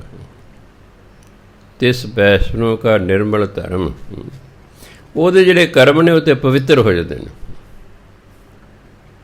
ਉਹਦੇ ਜਿਹੜੇ ਕਰਮ ਨੇ ਉਹ ਪਵਿੱਤਰ ਹੋ ਜਾਂਦੇ ਹਨ। ਕਾਹੂ ਫਲ ਕੀ ਇੱਛਾ ਨਹੀਂ ਬਾਂਝ ਹੈ। ਕਾਹੂ ਕਿਸੇ ਵੀ, ਉਹ ਕਿਸੇ ਵੀ ਫਲ ਦੀ ਇੱਛਾ ਨਹੀਂ ਚਾਹੁੰਦਾ। ਉਹ ਨਹੀਂ ਚਾਹੁੰਦਾ ਕਿ ਇਸ ਚੀਜ਼ ਦੇ ਬਦਲੇ ਮੈਨੂੰ ਆਹ ਮਿਲੇ, ਉਹਦੀ ਇੱਛਾ ਨਹੀਂ ਹੁੰਦੀ। ਬਾਂਝ ਹੁੰਦਾ ਚਾਹੁੰਣਾ, ਬੱਬੇ ਨੂੰ ਕਰਨਾ ਬਿੰਦੀ ਲਾ ਕੇ ਬੋਲਣਾ। ਕਿਸੇ ਫਲ ਦੀ ਉਹ ਇੱਛਾ ਨਹੀਂ ਕਰਦਾ, ਕਿਉਂਕਿ ਜੇ ਇੱਛਾ ਹੋਏਗੀ ਤਾਂ ਫਿਰ ਉਹੀ ਇੱਛਾ ਪੂਰੀ ਹੋਏਗੀ। ਉਹਦੀ ਇੱਕੋ ਹੀ ਇੱਛਾ ਹੁੰਦੀ ਹੈ ਕਿ ਮੈਨੂੰ ਪਰਮਾਤਮਾ ਮਿਲੇ, ਉਹਦੀ ਇੱਕੋ ਇੱਛਾ ਹੁੰਦੀ। ਉਹਦੀ ਕੋਈ ਵੀ ਸੰਸਾਰਕ ਇੱਛਾ ਨਹੀਂ ਹੁੰਦੀ। ਕੇਵਲ ਭਗਤ ਕੀਰਤਨ ਸੰਗ ਰਾਚੈ। ਉਹ ਤਾਂ ਸਿਰਫ ਪਰਮਾਤਮਾ ਦੀ ਭਗਤੀ ਕਰਦਾ, ਪਰਮਾਤਮਾ ਦੀ ਕੀਰਤਨ ਸਿਫਤ ਸਲਾਹ ਕਰਦਾ ਹੈ, ਇਹਦੇ ਨਾਲ ਹੀ ਰਚ ਮਿਚ ਜਾਂਦਾ ਹੈ। ਉਹ ਤਾਂ ਭਗਤੀ ਅਤੇ ਕੀਰਤਨ ਦੇ ਨਾਲ ਹੀ ਰਚਿਆ ਮਿਚਿਆ ਹੁੰਦਾ ਹੈ। ਮਨ ਤਨ ਅੰਤਰ ਸਿਮਰਨ ਗੋਪਾਲ, ਉਹ ਮਨ ਕਰਕੇ ਤਨ ਕਰਕੇ ਪਰਮਾਤਮਾ ਦਾ ਸਿਮਰਨ ਕਰਦਾ ਰਹਿੰਦਾ, ਕਰਦਾ ਰਹਿੰਦਾ, ਕਰਦਾ ਰਹਿੰਦਾ। ਕਿਉਂਕਿ ਸਿਮਰਨ ਤਨ ਨੇ ਕਰਨਾ, ਸੁਣਨਾ ਮਨ ਨੇ ਹੈ। ਤਨ ਨਹੀਂ ਸੁਣਦਾ, ਤਨ ਨੂੰ ਤਾਂ ਜੜ ਰੂਪ ਕਿਹਾ ਗਿਆ ਹੈ। ਮਨ ਸੁਣਦਾ ਹੈ, ਬੋਲਦਾ ਤਨ ਹੈ। ਆਪਾਂ ਵਾਹਿਗੁਰੂ ਵਾਹਿਗੁਰੂ ਕਰ ਸਰੀਰ ਬੋਲ ਰਹੇ, ਸੁਣਨਾ ਕਿਸ ਨੇ ਹੈ? ਮਨ ਨੇ। ਅਤੇ ਮਨ ਤਾਂ ਸੁਣੇਗਾ ਜੇ ਮਨ ਹਾਜ਼ਰ ਹੋਵੇਗਾ। ਅਤੇ ਜੇ ਉਹ ਸਮੋਸੇ ਖਾਣ ਗਿਆ ਵੀ ਆਹ ਹੁਣ ਖੁੱਲ੍ਹ ਹੋ ਗਈ ਹੈ, ਚਲੋ ਜੀ ਸਮੋਸੇ ਖਾ ਕੇ ਬੜੇ 2 ਮਹੀਨੇ ਖਾਧੇ ਨਹੀਂ ਹਨ, ਧਿਆਨ ਸਮੋਸਿਆਂ ਲੈ, ਮਨ ਤੇ ਸਮੋਸੇ ਖਾ ਰਹੇ, ਤਾਂ ਸੁਣੇਗਾ ਕੌਣ? ਤਨ ਆਪਣਾ ਕੰਮ ਕਰੀ ਜਾ ਰਿਹਾ ਹੈ। ਨਹੀਂ, ਮਨ ਕਰਕੇ ਤਨ ਕਰਕੇ। ਤਨ ਸਿਮਰਨ ਕਰਦਾ, ਮਨ ਉਸ ਨੂੰ ਸੁਣਦਾ ਹੈ। ਇਸ ਨੂੰ ਕੀ ਕਹਿੰਦੇ? ਸ਼ਬਦ ਸੁਰਤ ਦਾ ਮੇਲ। ਤਨ ਨੇ ਕਿਹਾ ਵਾਹਿਗੁਰੂ, ਮਨ ਨੇ ਉਸ ਨੂੰ ਸੁਣਿਆ ਹੈ। ਇਹਨੂੰ ਕੀ ਕਹਿੰਦੇ? ਸ਼ਬਦ ਸੁਰਤ ਦਾ ਮੇਲ। ਜਦੋਂ ਇਹ ਲਗਾਤਾਰ ਮੇਲ ਰਹਿੰਦਾ ਹੈ, ਵਾਹਿਗੁਰੂ ਵਾਹਿਗੁਰੂ ਵਾਹਿਗੁਰੂ ਵਾਹਿਗੁਰੂ, ਆਰਾਮ ਨਾਲ ਕਰੀ ਗਏ। ਕਈ ਇਸੇ ਚੱਕਰ 'ਚ ਹੀ ਪੈਦੇ, ਵਾਹਿਗੁਰੂ ਵੀ ਕਰਨਾ ਕਿਵੇਂ ਹੈ? ਉਹ ਪਰ ਰੱਬ ਨੂੰ ਯਾਦ ਕਰਨਾ ਜਿਵੇਂ ਮਰਜ਼ੀ ਕਰ ਲਓ। ਇਹ ਤਾਂ ਪ੍ਰਾਣਾਯਾਮ ਵਾਲੇ ਕਹਿੰਦੇ ਨੇ, ਸਾਹ ਜੀ ਹੇਠੋਂ ਸ਼ੁਰੂ ਕਰੋ ਵਾਏ, ਫਿਰ ਬਾਹਰ ਕੱਢੋ ਗੁਰੂ। ਜਿਵੇਂ ਤੁਹਾਡਾ ਜੀਅ ਕਰਦਾ ਉਵੇਂ ਕਰ ਲਓ, ਪਰ ਇਹਨਾਂ ਚੱਕਰਾਂ 'ਚ ਪੈਣ ਦੀ ਲੋੜ ਨਹੀਂ। ਅਸੀਂ ਤਾਂ ਰੱਬ ਨੂੰ ਕਰਨਾ ਪਿਆਰ, ਅਤੇ ਪਿਆਰ ਦੇ ਵਿੱਚ ਜਿਹੜਾ ਹੈ ਇਹ ਨਹੀਂ ਹੁੰਦਾ ਵੀ ਇਸ ਤਰ੍ਹਾਂ ਕਰਨਾ ਹੈ। ਉਹਦੀ ਕੋਈ ਟ੍ਰੇਨਿੰਗ ਨਹੀਂ ਹੁੰਦੀ ਹੈਗੀ। ਆਰਾਮ ਨਾਲ ਵਾਹਿਗੁਰੂ ਵਾਹਿਗੁਰੂ ਕਰੀ ਜਾਣਾ ਅਤੇ ਕੰਨਾਂ ਦੇ ਨਾਲ ਉਸ ਨੂੰ ਸੁਣੀ ਜਾਣਾ ਹੈ। ਪ੍ਰਾਪਤੀ ਸੁਣਨ ਨਾਲ ਹੁੰਦੀ ਹੈ, ਉਦੋਂ ਅੱਗੇ ਫਿਰ ਜੋ ਸੁਣਿਆ ਉਹਨੂੰ ਮੰਨਣ ਨਾਲ ਹੁੰਦੀ ਹੈ। ਪਹਿਲਾ ਸਟੈਪ ਹੈ ਸੁਣਨਾ। ਜੋ ਪੜ੍ਹਿਆ, ਜੋ ਬੋਲਿਆ, ਜੋ ਕੋਈ ਬੋਲ ਰਿਹਾ ਉਸ ਨੂੰ ਸੁਣਨਾ, ਅਤੇ ਫਿਰ ਜੋ ਸੁਣ ਲਿਆ ਉਸ ਨੂੰ ਮੰਨਣਾ। ਜਿਹਨੇ ਸੁਣ ਕੇ ਮੰਨਿਆ ਸੇ ਪੁਰਖ ਪ੍ਰਧਾਨ, ਉਹ ਮਹਾਂਪੁਰਖ ਹੋ ਗਏ। ਆਪਾਂ ਕਿਉਂ ਨਹੀਂ ਹੋਏ? ਆਪਾਂ ਸੁਣ ਕੇ ਮੰਨੇ ਹੀ ਨਹੀਂ, ਹੋਰ ਕੋਈ ਗੱਲ ਨਹੀਂ। ਪਹਿਲਾਂ ਤਾਂ ਸੁਣਿਆ ਹੀ ਨਹੀਂ। ਸੁਣਨ ਲਈ ਬੜੇ ਧੀਰਜ ਦੀ ਲੋੜ ਹੈ। ਬੋਲਣਾ ਆਸਾਨ ਹੈ। ਮੈਂ ਜੋ ਟੀਚਰ ਸੀ, ਮੈਂ ਕਿਹਾ ਵੀ ਤੇਰੇ ਸਟਾਫ ਰੂਮ 'ਚ ਬੈਠਣਾ, ਵੇਕੈਂਟ ਪੀਰੀਅਡ ਹੁੰਦਾ, ਖਾਲੀ ਪੀਰੀਅਡ, 5-7 ਟੀਚਰ ਬੈਠੇ, ਇੱਕ ਟੀਚਰ ਕੋਈ ਗੱਲ ਸੁਣਾ ਰਿਹਾ ਹੈ, ਬਾਕੀ ਕੀ ਹੈ? ਬਾਕੀ ਇੰਨੇ ਬੇਸਬਰੇ ਸਨ ਕਿ ਉਹਦੀ ਗੱਲ ਪੂਰੀ ਨਹੀਂ ਸੀ ਹੋਣ ਦੇ ਵਿੱਚ ਹੀ ਲੱਗਦੇ ਬੋਲਣ। ਮੈਂ ਦੇਖੋ ਸੁਣਨਾ ਕਿੰਨਾ ਔਖਾ ਹੈ, ਬੋਲਣਾ ਕਿੰਨਾ ਆਸਾਨ ਹੈ। ਉਹਦੀ ਗੱਲ ਹੀ ਨਹੀਂ ਪੂਰੀ ਹੋਣੀ। ਜੇ ਜ਼ਿਆਦਾ ਤਮਾਸ਼ਾ ਵੇਖਣਾ ਹੋਵੇ ਤਾਂ ਵਿਧਾਨ ਸਭਾ ਜਾਂ ਪਾਰਲੀਮੈਂਟ ਦੇ ਵਿੱਚ ਜਦੋਂ ਹੁੰਦੇ ਬੋਲ, ਇੱਕ ਬੋਲ ਰਿਹਾ, ਦੂਜੇ 5-7 ਆਪਣਾ ਵਿੱਚ ਬੋਲਣਾ ਸ਼ੁਰੂ ਕਰ ਦਿੰਦੇ, ਉਹ ਰੌਲਾ ਪੈਂਦਾ ਉੱਥੇ, ਕੋਈ ਕਿਤੇ ਸੁਣਦਾ ਹੀ ਨਹੀਂ। ਹੁਣ ਰਾਸ਼ਟਰਪਤੀ ਹੈ, ਐਡੀ ਉੱਚੀ ਪੋਸਟ ਹੈ, ਠੀਕ ਹੈ, ਉਹ ਕਿਸੇ ਵੀ ਪਾਰਟੀ ਦਾ ਹੋਵੇ, ਉਹ ਬੋਲ ਰਿਹਾ, ਉਹਨੂੰ ਸੁਣ ਲਓ। ਫਿਰ ਆਪਣਾ ਤੁਸੀਂ ਜੋ ਕਹਿਣਾ ਉਹਦੇ ਬਾਰੇ ਜੋ ਸੁਣੇ, ਫਿਰ ਜੋ ਆਪਣੇ ਵਿਚਾਰ ਪ੍ਰਗਟ ਕਰ ਲਓ। ਨਾ ਵਿੱਚ ਹੀ ਖੜ੍ਹੇ ਹੋ ਕੇ ਆਪਣਾ ਬੋਲਣਾ ਸ਼ੁਰੂ ਕਰ ਦੇਣਾ, ਕਿਉਂਕਿ ਸੁਣਨ ਲਈ ਬਹੁਤ ਸਬਰ ਦੀ ਲੋੜ ਹੈ। ਬੇਸਬਰੇ ਨਹੀਂ ਸੁਣ ਸਕਿਆ ਕਰਦੇ। ਜਿਨ੍ਹਾਂ ਦਾ ਸਬਰ ਨਹੀਂ ਨਾ, ਉਹ ਵਾਰੀ ਵਾਰੀ ਘੜੀ ਵੇਖਦੇ ਨੇ ਵੀ ਕਦੋਂ ਬੰਦ ਕਰੇ, ਲੰਗਰ ਛਕੀਏ ਅਤੇ ਘਰਾਂ ਨੂੰ ਜਾਈਏ। ਅਤੇ ਜਿਹਨੂੰ ਸੁਣਨ ਦਾ ਹੋ ਜਾਏ ਨਾ ਅਭਿਆਸ, ਉਹ ਫਿਰ ਬਹੁਤ ਛੇਤੀ ਪ੍ਰਾਪਤੀ ਕਰ ਲੈਂਦਾ, ਕਿ ਉਹਦੇ ਅੰਦਰ ਸਬਰ ਸੰਤੋਖ ਹੈ। ਉਹ ਧਿਆਨ ਨਾਲ ਸੁਣਦਾ, ਜਿਹੜਾ ਧਿਆਨ ਨਾਲ ਸੁਣਦਾ ਉਹ ਫਿਰ ਕਦੇ ਮੰਨ ਵੀ ਲਵੇਗਾ। ਅਤੇ ਜਿਹਨੇ ਸੁਣਨਾ ਹੀ ਨਹੀਂ ਅਤੇ ਉਹਨੇ ਫਿਰ ਮੰਨਣਾ ਵੀ ਕੀ ਹੈ। ਇਸ ਲਈ ਗੁਰੂ ਮਹਾਰਾਜ ਕਹਿੰਦੇ, ਮਨ ਤਨ ਅੰਤਰ ਸਿਮਰਨ ਗੋਪਾਲ। ਮਨ ਕਰਕੇ ਤਨ ਕਰਕੇ ਪਰਮਾਤਮਾ ਦਾ ਸਿਮਰਨ ਕਰਦਾ। ਸਭ ਉੱਪਰ ਹੋਵਤ ਕਿਰਪਾਲ, ਉਹ ਸਾਰਿਆਂ 'ਤੇ ਕਿਰਪਾਲੂ ਹੁੰਦਾ, ਸਭ 'ਤੇ ਦਇਆ ਕਰਦਾ ਹੈ। ਇਹ ਨਹੀਂ ਆਪਣੇ 'ਤੇ ਬੇਗਾਨਾ ਹੈ, ਨਹੀਂ, ਉਹ ਕਹਿੰਦਾ ਸਾਰੇ ਭਗਵਾਨ ਹੈ। ਇਹ ਸਾਰੇ ਭਗਵਾਨ ਬੈਠੇ ਨੇ। ਵੈਸੇ ਹੈ ਤਾਂ ਅਸੀਂ ਸਾਰੇ ਹੀ ਪਰਮਾਤਮਾ। ਅਸੀਂ ਪਰਮਾਤਮਾ ਦਾ ਤੀਜਾ ਰੂਪ ਆ ਓਅੰਕਾਰ। ਪਰਮਾਤਮਾ ਦੇ 3 ਰੂਪ ਨੇ, ਨਿਰੰਕਾਰ ਇੱਕ, ਏਕੰਕਾਰ 2, ਓਅੰਕਾਰ 3। ਓਅੰਕਾਰ ਪਰ ਸਾਰੇ ਓਅੰਕਾਰ ਬੈਠੇ ਹੋਏ ਹਾਂ, ਭਾ ਪਰਮਾਤਮਾ ਦਾ ਹੀ ਤੀਸਰਾ ਰੂਪ ਹਾਂ।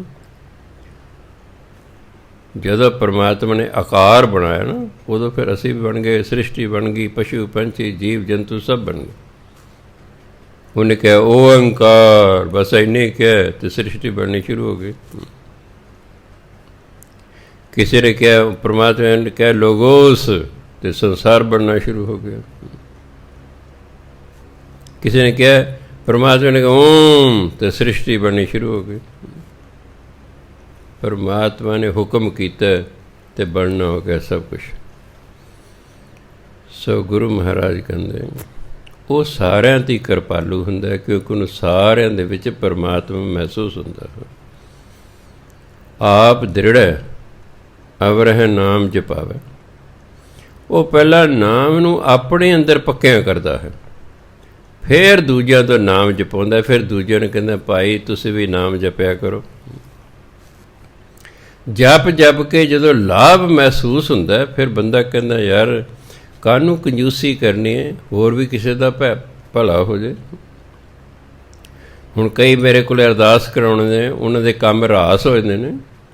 ਉਹ ਕਈਆਂ ਹੋਰਾਂ ਦੱਸ ਦਿੰਦੇ, ਭਾਈ ਜੀ ਤੇਰੀ ਕੋਈ ਸਮੱਸਿਆ ਉੱਥੇ ਜਾਓ ਬਾਬਾ ਜੀ ਕੋਲ, ਉਹ ਬਾਣੀ ਨਾਲ ਠੀਕ ਕਰ ਦੇਣ।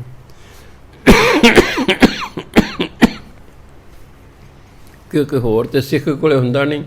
ਤੁਸੀਂ ਸਾਡੇ ਕੋਲ ਤਾਂ ਬਾਣੀ ਹੈ। ਬਾਣੀ ਨਾਲ ਹੀ ਦੁੱਖ ਤਕਲੀਫ ਮੁਸੀਬਤਾਂ ਜੋ ਵੀ ਪ੍ਰੋਬਲਮ ਅਗਲੇ ਨੂੰ ਹੈ, ਉਹ ਬਾਣੀ ਨਾਲ ਹੀ ਦੂਰ ਕਰਨੀ ਹੁੰਦੀ, ਕਿਉਂਕਿ ਬਾਣੀ ਸਾਡਾ ਇਸ ਵੇਲੇ ਗੁਰੂ ਹੈ। ਅਤੇ ਗੁਰੂ ਨੇ ਫਿਰ ਸਿੱਖ ਦੇ ਕਾਰਜ ਰਾਸ ਕਰਨੇ ਹੁੰਦੇ ਹਨ। ਆਪ ਦ੍ਰਿੜ੍ਹ ਅਵਰਹਿ ਨਾਮ ਜਪਾਵੇ। ਉਹ ਪਹਿਲਾਂ ਨਾਮ ਨੂੰ ਆਪਣੇ ਅੰਦਰ ਪੱਕਿਆਂ ਕਰਦਾ, ਫਿਰ ਦੂਜਿਆਂ ਤੋਂ ਨਾਮ ਜਪਵਾਉਂਦਾ ਹੈ। ਨਾਨਕ ਉਹ ਵੈਸ਼ਨੋ ਪਰਮਗਤ ਪਵੇ। ਪਰਮਗਤ ਹੁੰਦੇ ਉੱਚੀ ਤੋਂ ਉੱਚੀ ਆਤਮਿਕ ਅਵਸਥਾ, ਭਾਵ ਜੀਵਨ ਮੁਕਤੀ। ਉਹ ਪਰਮ ਗਤੀ ਨੂੰ ਪ੍ਰਾਪਤ ਕਰ ਜਾਂਦਾ ਹੈ, ਉਹਨੂੰ ਉੱਚੀ ਤੋਂ ਉੱਚੀ ਆਤਮਿਕ ਅਵਸਥਾ ਪ੍ਰਾਪਤ ਹੋ ਜਾਂਦੀ ਹੈ। ਉਹ ਸਹਿਜ ਅਵਸਥਾ 'ਤੇ ਚਲਿਆ ਜਾਂਦਾ ਹੈ, ਉਹ ਚੌਥੇ ਪਦ 'ਤੇ ਚਲਿਆ ਜਾਂਦਾ ਹੈ, ਉਹ ਉਨਮਨੀ ਅਵਸਥਾ 'ਤੇ ਚਲਿਆ ਜਾਂਦਾ ਹੈ, ਉਹ ਬ੍ਰਹਮ ਗਿਆਨ ਦੀ ਅਵਸਥਾ 'ਤੇ ਚਲਿਆ ਜਾਂਦਾ ਹੈ। ਇਹ ਜਿਹਨੇ ਕੀ ਕਹਿੰਦੇ ਗੁਰੂ ਹੈ, ਅਸਲ 'ਚ ਕਹਿੰਦੇ ਵੈਸ਼ਨੂੰ ਦਾ ਉਹ ਹੈ ਜਿਹਦੇ 'ਚ ਉੱਪਰ ਜਿਹੜੇ ਗੁਣ ਦਿੱਤੇ ਨੇ, ਇਹ ਗੁਣ ਹੁਣ ਤੀਸਰਾ ਲੈ ਗਿਆ ਭਗਵਤੀ, ਜਿਹਨਾਂ ਨੂੰ ਭਗਵਤੀ ਕਹਿੰਦੇ ਨੇ, ਹਿੰਦੀ ਕਹਿੰਦੇ ਭਗਵਤੀ। ਗੁਰਬਾਣੀ ਜਦੋਂ ਵਾਹਵਾ ਜਿਹੜਾ ਹੈ ਉਹ ਆਮ ਤੌਰ 'ਤੇ ਊੜੇ ਨੂੰ ਔਂਕੜ ਹੋ ਜਾਂਦਾ ਹੈ। ਭਗਵਤੀ ਜਦੋਂ ਗੁਰਬਾਣੀ 'ਚ ਸ਼ਬਦ ਆਇਆ, ਇਹ ਬਣ ਗਿਆ ਭਗਵਤੀ। ਭਗਵਤੀ ਭੱਬਾ ਗੱਗਾ ਉਹੀ ਰੱਖਿਆ ਹੋਇਆ, ਵਾਹਵਾ ਤੱਤੇ ਨੂੰ ਬਿਹਾਰੀ ਥਾਂ 'ਤੇ ਵਾਹਵਾ ਊੜੇ ਨੂੰ ਔਂਕੜ 'ਚ ਬਦਲ ਗਿਆ ਹੈ। ਭਗਵਤੀ ਅਰਥ ਉਹੀ ਹੈ ਭਗਵਤੀ। ਇਹ ਵੀ ਇੱਕ ਫਿਰਕਾ ਹੈ, ਜਿਵੇਂ ਅਪਰਸ ਇੱਕ ਫਿਰਕਾ ਹੈ, ਵੈਸ਼ਨੂੰ ਇੱਕ ਫਿਰਕਾ ਹੈ, ਇਸ ਤਰ੍ਹਾਂ ਭਗਵਤੀ ਭਗਵਤੀ ਵੀ ਇੱਕ ਫਿਰਕਾ ਹੈ। ਕਹਿੰਦੇ ਭਗਵਤੀ ਕੌਣ ਹੈ? ਭਗਵਤੀ ਭਗਵੰਤ ਭਗਤ ਕਾ ਰੰਗ। ਭਗਵਤੀ ਉਹ ਹੈ ਜਿਹਨੂੰ ਪਰਮਾਤਮਾ ਦੀ ਭਗਤੀ ਦਾ ਰੰਗ ਚੜ੍ਹ ਗਿਆ ਹੋਵੇ। ਭਗਤੀ ਕਰਦਿਆਂ ਕਰਦਿਆਂ ਕਰਦਿਆਂ ਬੰਦਾ ਭਗਤੀ ਦੇ ਰੰਗ 'ਚ ਹੀ ਰੰਗਿਆ ਜਾਂਦਾ ਹੈ। ਕਿਸੇ ਦੀ ਵੀ ਤੁਸੀਂ ਸੰਗਤ ਕਰਦੇ ਰਹੋ, ਜੈਸੀ ਸੰਗਤ ਵੈਸੀ ਰੰਗਤ। ਜਿਹੋ ਜਿਹੀ ਸੰਗਤ ਕਰ ਉਹੇ ਜਿਹਾ ਤੁਹਾਡੇ 'ਤੇ ਉਹਦਾ ਅਸਰ ਹੋ ਜਾਏਗਾ। ਮਾੜੇ ਦੀ ਸੰਗਤ ਕਰਦੇ ਰਹੋ, ਇੱਕ ਦਿਨ ਅਸੀਂ ਵੀ ਮਾੜੇ ਹੋ ਜਾਵਾਂਗੇ। ਚੰਗੇ ਦੀ ਸੰਗਤ ਕਰਦੇ ਰਹੋ, ਹੌਲੀ ਹੌਲੀ ਅਸੀਂ ਚੰਗੇ ਹੋ ਜਾਵਾਂਗੇ। ਨਾਸਤਕ ਦੀ ਸੰਗਤ ਕਰਦੇ ਰਹੋ, ਉਹ ਤੁਹਾਨੂੰ ਨਾਸਤਕ ਬਣਾ ਦੇਗਾ। ਆਸਤਕ ਦੀ ਸੰਗਤ ਕਰੋ, ਉਹ ਤੁਹਾਨੂੰ ਭਜਨ ਬੰਦਗੀ ਵਾਲੇ ਪਾਸੇ ਲਾ ਦੇਗਾ। ਅਤੇ ਜੇ ਤੁਹਾਨੂੰ ਪਤਾ ਲੱਗ ਜਾਏ ਕਿ ਮੈਨੂੰ ਕੋਈ ਚੱਜ ਦੀ ਸੰਗਤ ਨਹੀਂ ਮਿਲ ਰਹੀ, ਤਾਂ ਫਿਰ ਕਿਤਾਬਾਂ ਦੀ ਕਰ ਲਓ ਭਾਈ, ਧਾਰਮਿਕ ਗ੍ਰੰਥਾਂ ਦੀ ਕਰ ਲਓ। ਅਗਰ ਤੁਹਾਨੂੰ ਕੋਈ ਵਧੀਆ ਇਨਸਾਨ ਨੇੜੇ ਤੇੜੇ ਨਹੀਂ ਲੱਭ ਰਿਹਾ, ਤਾਂ ਫਿਰ ਭਾਈ ਧਾਰਮਿਕ ਗ੍ਰੰਥ ਪੜ੍ਹੋ, ਆ ਬਾਣੀ ਪੜ੍ਹੋ, ਬਾਣੀ ਦੀ ਸੰਗਤ ਕਰ ਲਓ, ਸਭ ਤੋਂ ਉੱਚੀ ਸੰਗਤ ਹੈ। ਸੋ ਕਹਿੰਦੇ ਭਗਉਤੀ ਕੌਣ ਹੈ? ਭਗਉਤੀ ਭਗਵੰਤ ਭਗਤ ਕਾ ਰੰਗ। ਜਿਸ 'ਤੇ ਪਰਮਾਤਮਾ ਦੀ ਭਗਤੀ ਦਾ ਰੰਗ ਚੜ੍ਹ ਗਿਆ ਹੋਵੇ, ਕਹਿੰਦੇ ਉਹਨੂੰ ਕਹਿੰਦੇ ਨੇ ਭਗਉਤੀ। ਸਗਲ ਤਿਆਗੈ ਦੁਸ਼ਟ ਕਾ ਸੰਗ। ਇਹਨੂੰ ਪੜ੍ਹਨ ਬੋਲਣਾ ਦੁਸ਼ਟ, ਹਾਲਾਂਕਿ ਫਲਾਣਾ ਬੰਦਾ ਬੜਾ ਦੁਸ਼ਟ ਹੈ, ਉਹ ਸਾਰੇ ਦੁਸ਼ਟਾਂ ਦੀ ਸੰਗਤ ਛੱਡ ਦਿੰਦਾ ਹੈ। ਆਪਾਂ ਕਿਸੇ ਨਾਲ ਕੁਝ ਸਮਾਂ ਵਰਤੀ, ਆਪਾਂ ਨੂੰ ਪਤਾ ਲੱਗ ਜਾਏ ਬੰਦਾ ਚੰਗਾ ਨਹੀਂ, ਇਹ ਤਾਂ ਬੰਦਾ ਚੰਗਾ ਨਹੀਂ, ਇਹ ਤਾਂ ਬੰਦਾ ਦੁਸ਼ਟ ਹੈ। ਇੱਕ ਦੇ ਬਾਹਰ ਜਿਹੜੇ ਦੁਸ਼ਟ ਲੋਕ ਨੇ ਉਹਨਾਂ ਦੀ ਸੰਗਤ ਛੱਡਣੀ, ਇੱਕ ਪੰਜ ਅੰਦਰ ਵੀ ਦੁਸ਼ਟ ਨੇ, ਕਾਮ ਕ੍ਰੋਧ ਲੋਭ ਮੋਹ ਹੰਕਾਰ। ਅਜੇ ਬਾਹਰਲੇ ਦੁਸ਼ਟ ਸਾਡਾ ਉਹਨਾਂ ਨੁਕਸਾਨ ਨਹੀਂ ਕਰਦੇ ਜਿੰਨੇ ਅੰਦਰਲੇ ਦੁਸ਼ਟ ਕਰ ਦਿੰਦੇ ਨੇ। ਬਾਹਰਲਾ ਦੁਸ਼ਟ ਹੋ ਸਕਦਾ ਸਾਨੂੰ ਜੇਲ੍ਹ ਨਾ ਵੀ ਕਰਾ ਸਕੇ, ਅਤੇ ਅੰਦਰਲੇ ਦੁਸ਼ਟ ਤਾਂ ਉਹਦੀ ਪਤਾ ਲੱਗ, ਚਲੋ ਜੀ ਚਲੋ ਜੀ ਜੇਲ੍ਹ। ਅੰਦਰ ਵੀ ਦੁਸ਼ਟ ਬੈਠੇ ਨੇ, ਪੰਜ ਬੈਠੇ, ਇੱਕ ਅੱਧਾ ਵੀ ਨਹੀਂ ਹੈਗਾ। ਅੰਦਰਲੇ ਦੁਸ਼ਟਾਂ ਨੂੰ ਵੀ ਦੀ ਸੰਗਤ ਵੀ ਛੱਡਣੀ ਹੈ, ਅਤੇ ਬਾਹਰਲੇ ਦੁਸ਼ਟਾਂ ਦੀ ਵੀ ਸੰਗਤ ਛੱਡਣੀ ਹੈ। ਕਈ ਵਾਰੀ ਸਮਾਜ ਦੁਸ਼ਟ 'ਤੇ ਰਹਿੰਦੇ ਹੀ ਰਹਿੰਦੇ ਨੇ। ਜਦੋਂ ਉਹਦਾ ਸਮਾਜ ਬਣਿਆ, ਉਦੋਂ ਤੋਂ ਹੀ ਚੰਗੇ ਮੰਦੇ ਲੋਕ ਚਲੇ ਆ ਰਹੇ ਨੇ। ਜੇ ਰਾਜੇ ਬਹੁਤ ਨੇਕ ਹੋ ਜਾਣ, ਤਾਂ ਬਹੁਤ ਸਾਰੇ ਲੋਕ ਨੇਕ ਹੋ ਜਾਂਦੇ ਨੇ। ਕਹਾਵਤ ਹੈ, ਜਥਾ ਰਾਜਾ ਤਥਾ ਪ੍ਰਜਾ। ਜੇ ਰਾਜੇ ਕਰਪਟ ਹੋ ਜਾਣ, ਪ੍ਰਜਾ ਆਪੇ ਹੀ ਕਰਪਟ ਹੋ ਜਾਂਦੀ ਹੈ। ਰਾਜੇ ਜ਼ਾਲਮ ਹੋ ਜਾਣ, ਤਾਂ ਫਿਰ ਪ੍ਰਜਾ ਨੇ ਤਾਂ ਫਿਰ ਜ਼ੁਲਮ ਸਹਿਣਾ ਹੀ ਸਹਿਣਾ। ਇਸ ਲਈ ਦੁਸ਼ਟਾਂ ਦੀ ਸੰਗਤ ਛੱਡਣੀ ਹੈ, ਅੰਦਰਲਿਆਂ ਦੀ ਵੀ ਬਾਹਰਲਿਆਂ ਦੀ। ਮਨ 'ਤੇ ਬਿਨਸੈ ਸਗਲਾ ਭਰਮ। ਕਈ ਪ੍ਰਕਾਰ ਦਾ ਭਰਮ ਮਨੁੱਖ ਨੂੰ ਹੁੰਦਾ ਹੈ, ਸ਼ਸ਼ੋ ਪੰਚ ਪੈ ਜਾਂਦਾ ਹੈ। ਜਦੋਂ ਦੇ ਦੋ ਵਿਚਾਰ ਸ਼ੁਰੂ ਹੋ ਜਾਣ, ਭਰਮ 'ਚ ਪੈ ਜਾਂਦਾ ਬੰਦਾ। ਮੰਨ ਲਓ ਤੁਸੀਂ ਜਾਣੇ ਨਾਭੇ ਨੂੰ, ਤੁਸੀਂ ਜਿੱਥੇ ਜਾ ਕੇ ਜੇਲ੍ਹ ਦੇ ਇੱਕ ਪਾਸਾ ਮੁੱਕਦਾ ਹੈ ਅਤੇ ਥਾਪਰ ਕਾਲਜ ਸਾਹਮਣੇ ਦਿਸਦਾ ਹੈ, ਉੱਥੇ ਇੱਕ ਸੱਜੇ ਪਾਸੇ ਸੜਕ ਇੱਕ ਖੱਬੇ ਜਾਂਦੀ ਹੈ। ਤੁਸੀਂ ਜਾਣਾ ਨਾਭੇ ਨੂੰ, ਅਤੇ ਉੱਥੇ ਕੋਈ ਬੋਰਡ ਵੀ ਨਹੀਂ ਲੱਗਾ, ਅਤੇ ਉੱਥੇ ਤੁਹਾਨੂੰ ਕੋਈ ਦੱਸਣ ਵਾਲਾ ਵੀ ਨਹੀਂ, ਤਾਂ ਤੁਸੀਂ ਤਾਂ ਫਿਰ ਭਰਮ 'ਚ ਪੈ ਜਾਓਗੇ ਵੀ ਆਹ ਸੜਕ ਨਾਭੇ ਨੂੰ ਜਾਂਦੀ ਕਿ ਆ ਜਾਂਦੀ ਹੈ। ਅਤੇ ਜੇ ਉੱਥੇ ਕੋਈ ਬੋਰਡ ਲੱਗਾ ਹੋਵੇ, ਫਿਰ ਕੋਈ ਨਹੀਂ, ਉੱਥੇ ਇਸ਼ਾਰਾ ਲਿਖਿਆ ਜਾਂਦਾ ਵੀ ਇੱਧਰ ਨੂੰ ਆ ਜਾਏਗਾ। ਇਸ ਤਰ੍ਹਾਂ ਮਨੁੱਖ ਦੇ ਅੰਦਰ ਕਈ ਵਾਰੀ ਕਈ ਪ੍ਰਕਾਰ ਦੇ ਭਰਮ ਹੁੰਦੇ ਨੇ। ਜਦੋਂ ਗੁਰੂ ਦੀ ਕਿਰਪਾ ਹੁੰਦੀ, ਸਾਰੇ ਭਰਮ ਖਤਮ ਹੋ ਜਾਂਦੇ ਨੇ, ਲਾਈਨ ਕਲੀਅਰ ਹੋ ਜਾਂਦੀ ਹੈ। ਤਾਂ ਮਨ 'ਤੇ ਬਿਨਸੈ ਸਗਲਾ ਭਰਮ। ਜਿਹਦੇ ਮਨ ਤੋਂ ਸਾਰਾ ਭਰਮ ਖਤਮ ਹੋ ਗਿਆ ਹੁੰਦਾ ਹੈ, ਉਹਨੂੰ ਕਦੇ ਵੈਸ਼ਨੂੰ। ਕਰ ਪੂਜੈ ਸਗਲ ਪਾਰ ਬ੍ਰਹਮ। ਸਾਰਿਆਂ ਦੇ ਵਿੱਚ ਉਹ ਪਰਮਾਤਮਾ ਨੂੰ ਸਮਝਦੇ, ਸਾਰਿਆਂ 'ਚ ਪਰਮਾਤਮਾ ਵਸਦਾ, ਇਹ ਸਮਝ ਕੇ ਉਹ ਪੂਜਾ ਕਰਦਾ ਹੈ ਵੀ ਸਾਰਿਆਂ 'ਚ ਹੀ ਰੱਬ ਵਸਦਾ। ਇਹ ਨਹੀਂ ਕਿ ਰੱਬ ਕਿਤੇ ਗੁਰਦੁਆਰੇ ਜਾਂ ਮੰਦਰ ਇਕੱਲੇ ਬੈਠਾ ਹੈ। ਜੇ ਕੋਈ ਕਹੇ ਜੀ ਅੱਲਾ ਜਿਹੜਾ ਹੈ ਉਹ ਮੱਕੇ ਬੈਠਾ ਹੈ। ਕਬੀਰ ਸਾਹਿਬ ਕਹਿੰਦੇ, ਹਜ ਕਾਬੇ ਹੋਂ ਜਾਏ ਥਾ। ਮੈਂ ਹਜ ਕਰਨ ਲਈ ਕਾਬੇ ਜਾ ਰਿਹਾ ਸੀ, ਅਤੇ ਆਪਾਂ ਕਹਿੰਦੇ ਤੀਰਥ ਯਾਤਰਾ, ਅਰਬੀ ਫਾਰਸੀ ਕਹਿੰਦੇ ਨੇ ਹਜ। ਕਾਬਾ ਜਿਹੜਾ ਆਪਣਾ ਅੰਮ੍ਰਿਤਸਰ ਹੈ, ਅੰਮ੍ਰਿਤਸਰ ਸ਼ਹਿਰ ਹੈ, ਹਰਿਮੰਦਰ ਸਾਹਿਬ ਸਿੱਖਾਂ ਦਾ ਕਾਬਾ ਹੈ। ਇਸ ਤਰ੍ਹਾਂ ਜਿਹੜਾ ਮੱਕਾ ਅਤੇ ਸ਼ਹਿਰ ਦਾ ਨਾਮ ਹੈ, ਉਹਦੇ ਵਿੱਚ ਜਿਹੜੀ ਉਹ ਮਸੀਤ ਜੀ ਉਹਨਾਂ ਦੀ ਬਣੀ ਹੋਈ ਹੈ, ਉਸ ਨੂੰ ਕਹਿੰਦੇ ਨੇ ਕਾਬਾ। ਹਜ ਕਾਬੇ ਹੋਂ ਜਾਏ ਥਾ, ਆਗੇ ਮਿਲਿਆ ਖੁਦਾਏ। ਮੈਂ ਕਹਿੰਦੇ ਹਜ ਕਰਨ ਲਈ ਕਾਬੇ ਜਾ ਰਿਹਾ ਸੀ, ਅਤੇ ਅੱਗੇ ਮੈਨੂੰ ਰੱਬ ਮਿਲ ਪਿਆ। ਸਾਈਂ ਮੁਝ ਸਿਓ ਲੜ ਪਰਾ, ਪਰਮਾਤਮਾ ਮੇਰੇ ਨਾਲ ਲੜ ਪਿਆ। तुझ किन फरमाई गाए, तेनू ये थां किने दसिए कि मैं इत्थे रहना। गाए मैंने थां, तेनू किसने थां दसिए कि मैं इत्थे रहना। कहते मैं तो सारे थां ते रहना, तू एडी दूर आया मैनू मिल। साढ़े गुरु सब थावां ते रहिंदे ने। ये नहीं कि दुख नानक कले नौवें पातशाही रहिंदे ने जी, होर नहीं रहिंदे कोई ना। अगर तुहाडी अवस्था उच्ची हो गई है तो फिर तुहानूं पता लगेगा भी इत्थे कले नौवें तो सारे ही ने, इत्थे पता नहीं कौन कौन ने। गुरु महाराज तो तुहाडे घर भी आए, जिस तुसीं भजन बंदगी करदे ठीक है, आपड़ दिसदे नहीं, वो गल वखरी है। वो गल वखरी है भी आपां नूं दिसदे नहीं हैगे। इत्थे जिथे भी भजन बंदगी हो रही उच्चियां रूहां उत्थे आ जांदियां ने।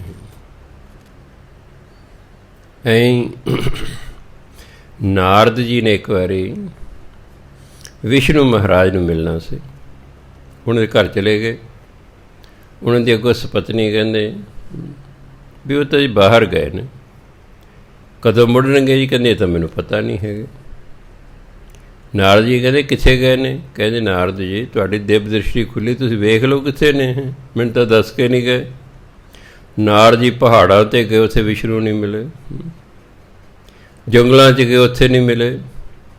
फिर एक थां ते सतसंगत हो रही सी। नारद जी उत्थे गए, की देखदे ने विष्णु महाराज सब तो पिछले पासे बैठे पिछे। कहते महाराज जी मैं तैनूं बड़ी देर दा लभदा फिरदा, तुसीं ते इत्थे बैठे हो। तो कहते नारद जी मैनूं जदों भी लभना होवे ना, मैं सतसंग च हुन्ना, उत्थे लभ्या करो मैनूं। तुसीं पहाड़ां 'च लभण तुर के मैनूं सतसंग च लभ्या करो। ताई गुरबाणी विच संगत हर प्रभ वसै जीओ, सतसंग दे विच रब वसदा हुंदा। सो तुसीं जिथे भी हो उत्थे ही सब कुछ हो सकदा हुंदा। सिर्फ विश्वास ते अपनी भजन बंदगी दे स्टैंडर्ड दा फर्क हुंदा बस, होर कोई गल नहीं। साध संग पापा मल खोवै, उस साधु की संगत च आके सारे पापां की मैल खत्म कर लेंदा कोई अंदर, क्योंकि जिहो जी संगत करांगे ना उहदा साढ़े ते असर होएगा। साध किनू कहंदे ने? जिन्हें अपनियां इंद्रियां नूं साध लिया है, कंट्रोल च कर लिया है, जिसने अपने जीवन नूं साध लिया है, सारे नुक्स अंदरों कढ़ दिते गए ने, मन नूं शुद्ध ते पवित्र कर लिया, उन्होंने कहते हैं साध। तो फिर इहो जे साध की संगत करके सारे पापां की मैल लै जाती है। तिस भगौती की मत उत्तम होवे, इहो जे भगौती दी फिर मत उच्ची हो जाती। मन नीवां रहिंदा, मत उच्ची हो जाती। आम मनुख की मत नीवीं है, मन उच्चा हुंदा है कि नहीं, उहदी मत उच्ची हो जाती है, मन नीवां रह जाता है, क्योंकि मन तो खोटा है। खोटे बंदे ने तुहानूं कदे भी चज की सलाह नहीं देगा। फिर खोटा भा भैड़ा, भैड़ा बंदा तुहानूं कदे भी चज की सलाह नहीं देगा। तुहानूं चज की सलाह चंगा बंदा ही देवेगा। ते मन है ही खोटा, मन खुटहर तेरा नहीं विश्वास, तू महा उदमादा। कहते हे मना तू तो खोटे, मैनूं तेरे ते कोई विश्वास ही नहीं है। इसलिए ਉਹਦੀ मत उच्ची हो जाती है। भगवंत की टहल करे नित नीत, वो हमेशा परमात्मा की सेवा करता है। हुण तुसीं कहो कि परमात्मा किहड़ा कोई बंदे विच दी सेवा करनी है? सेवा बंदे की तो हो सकती है।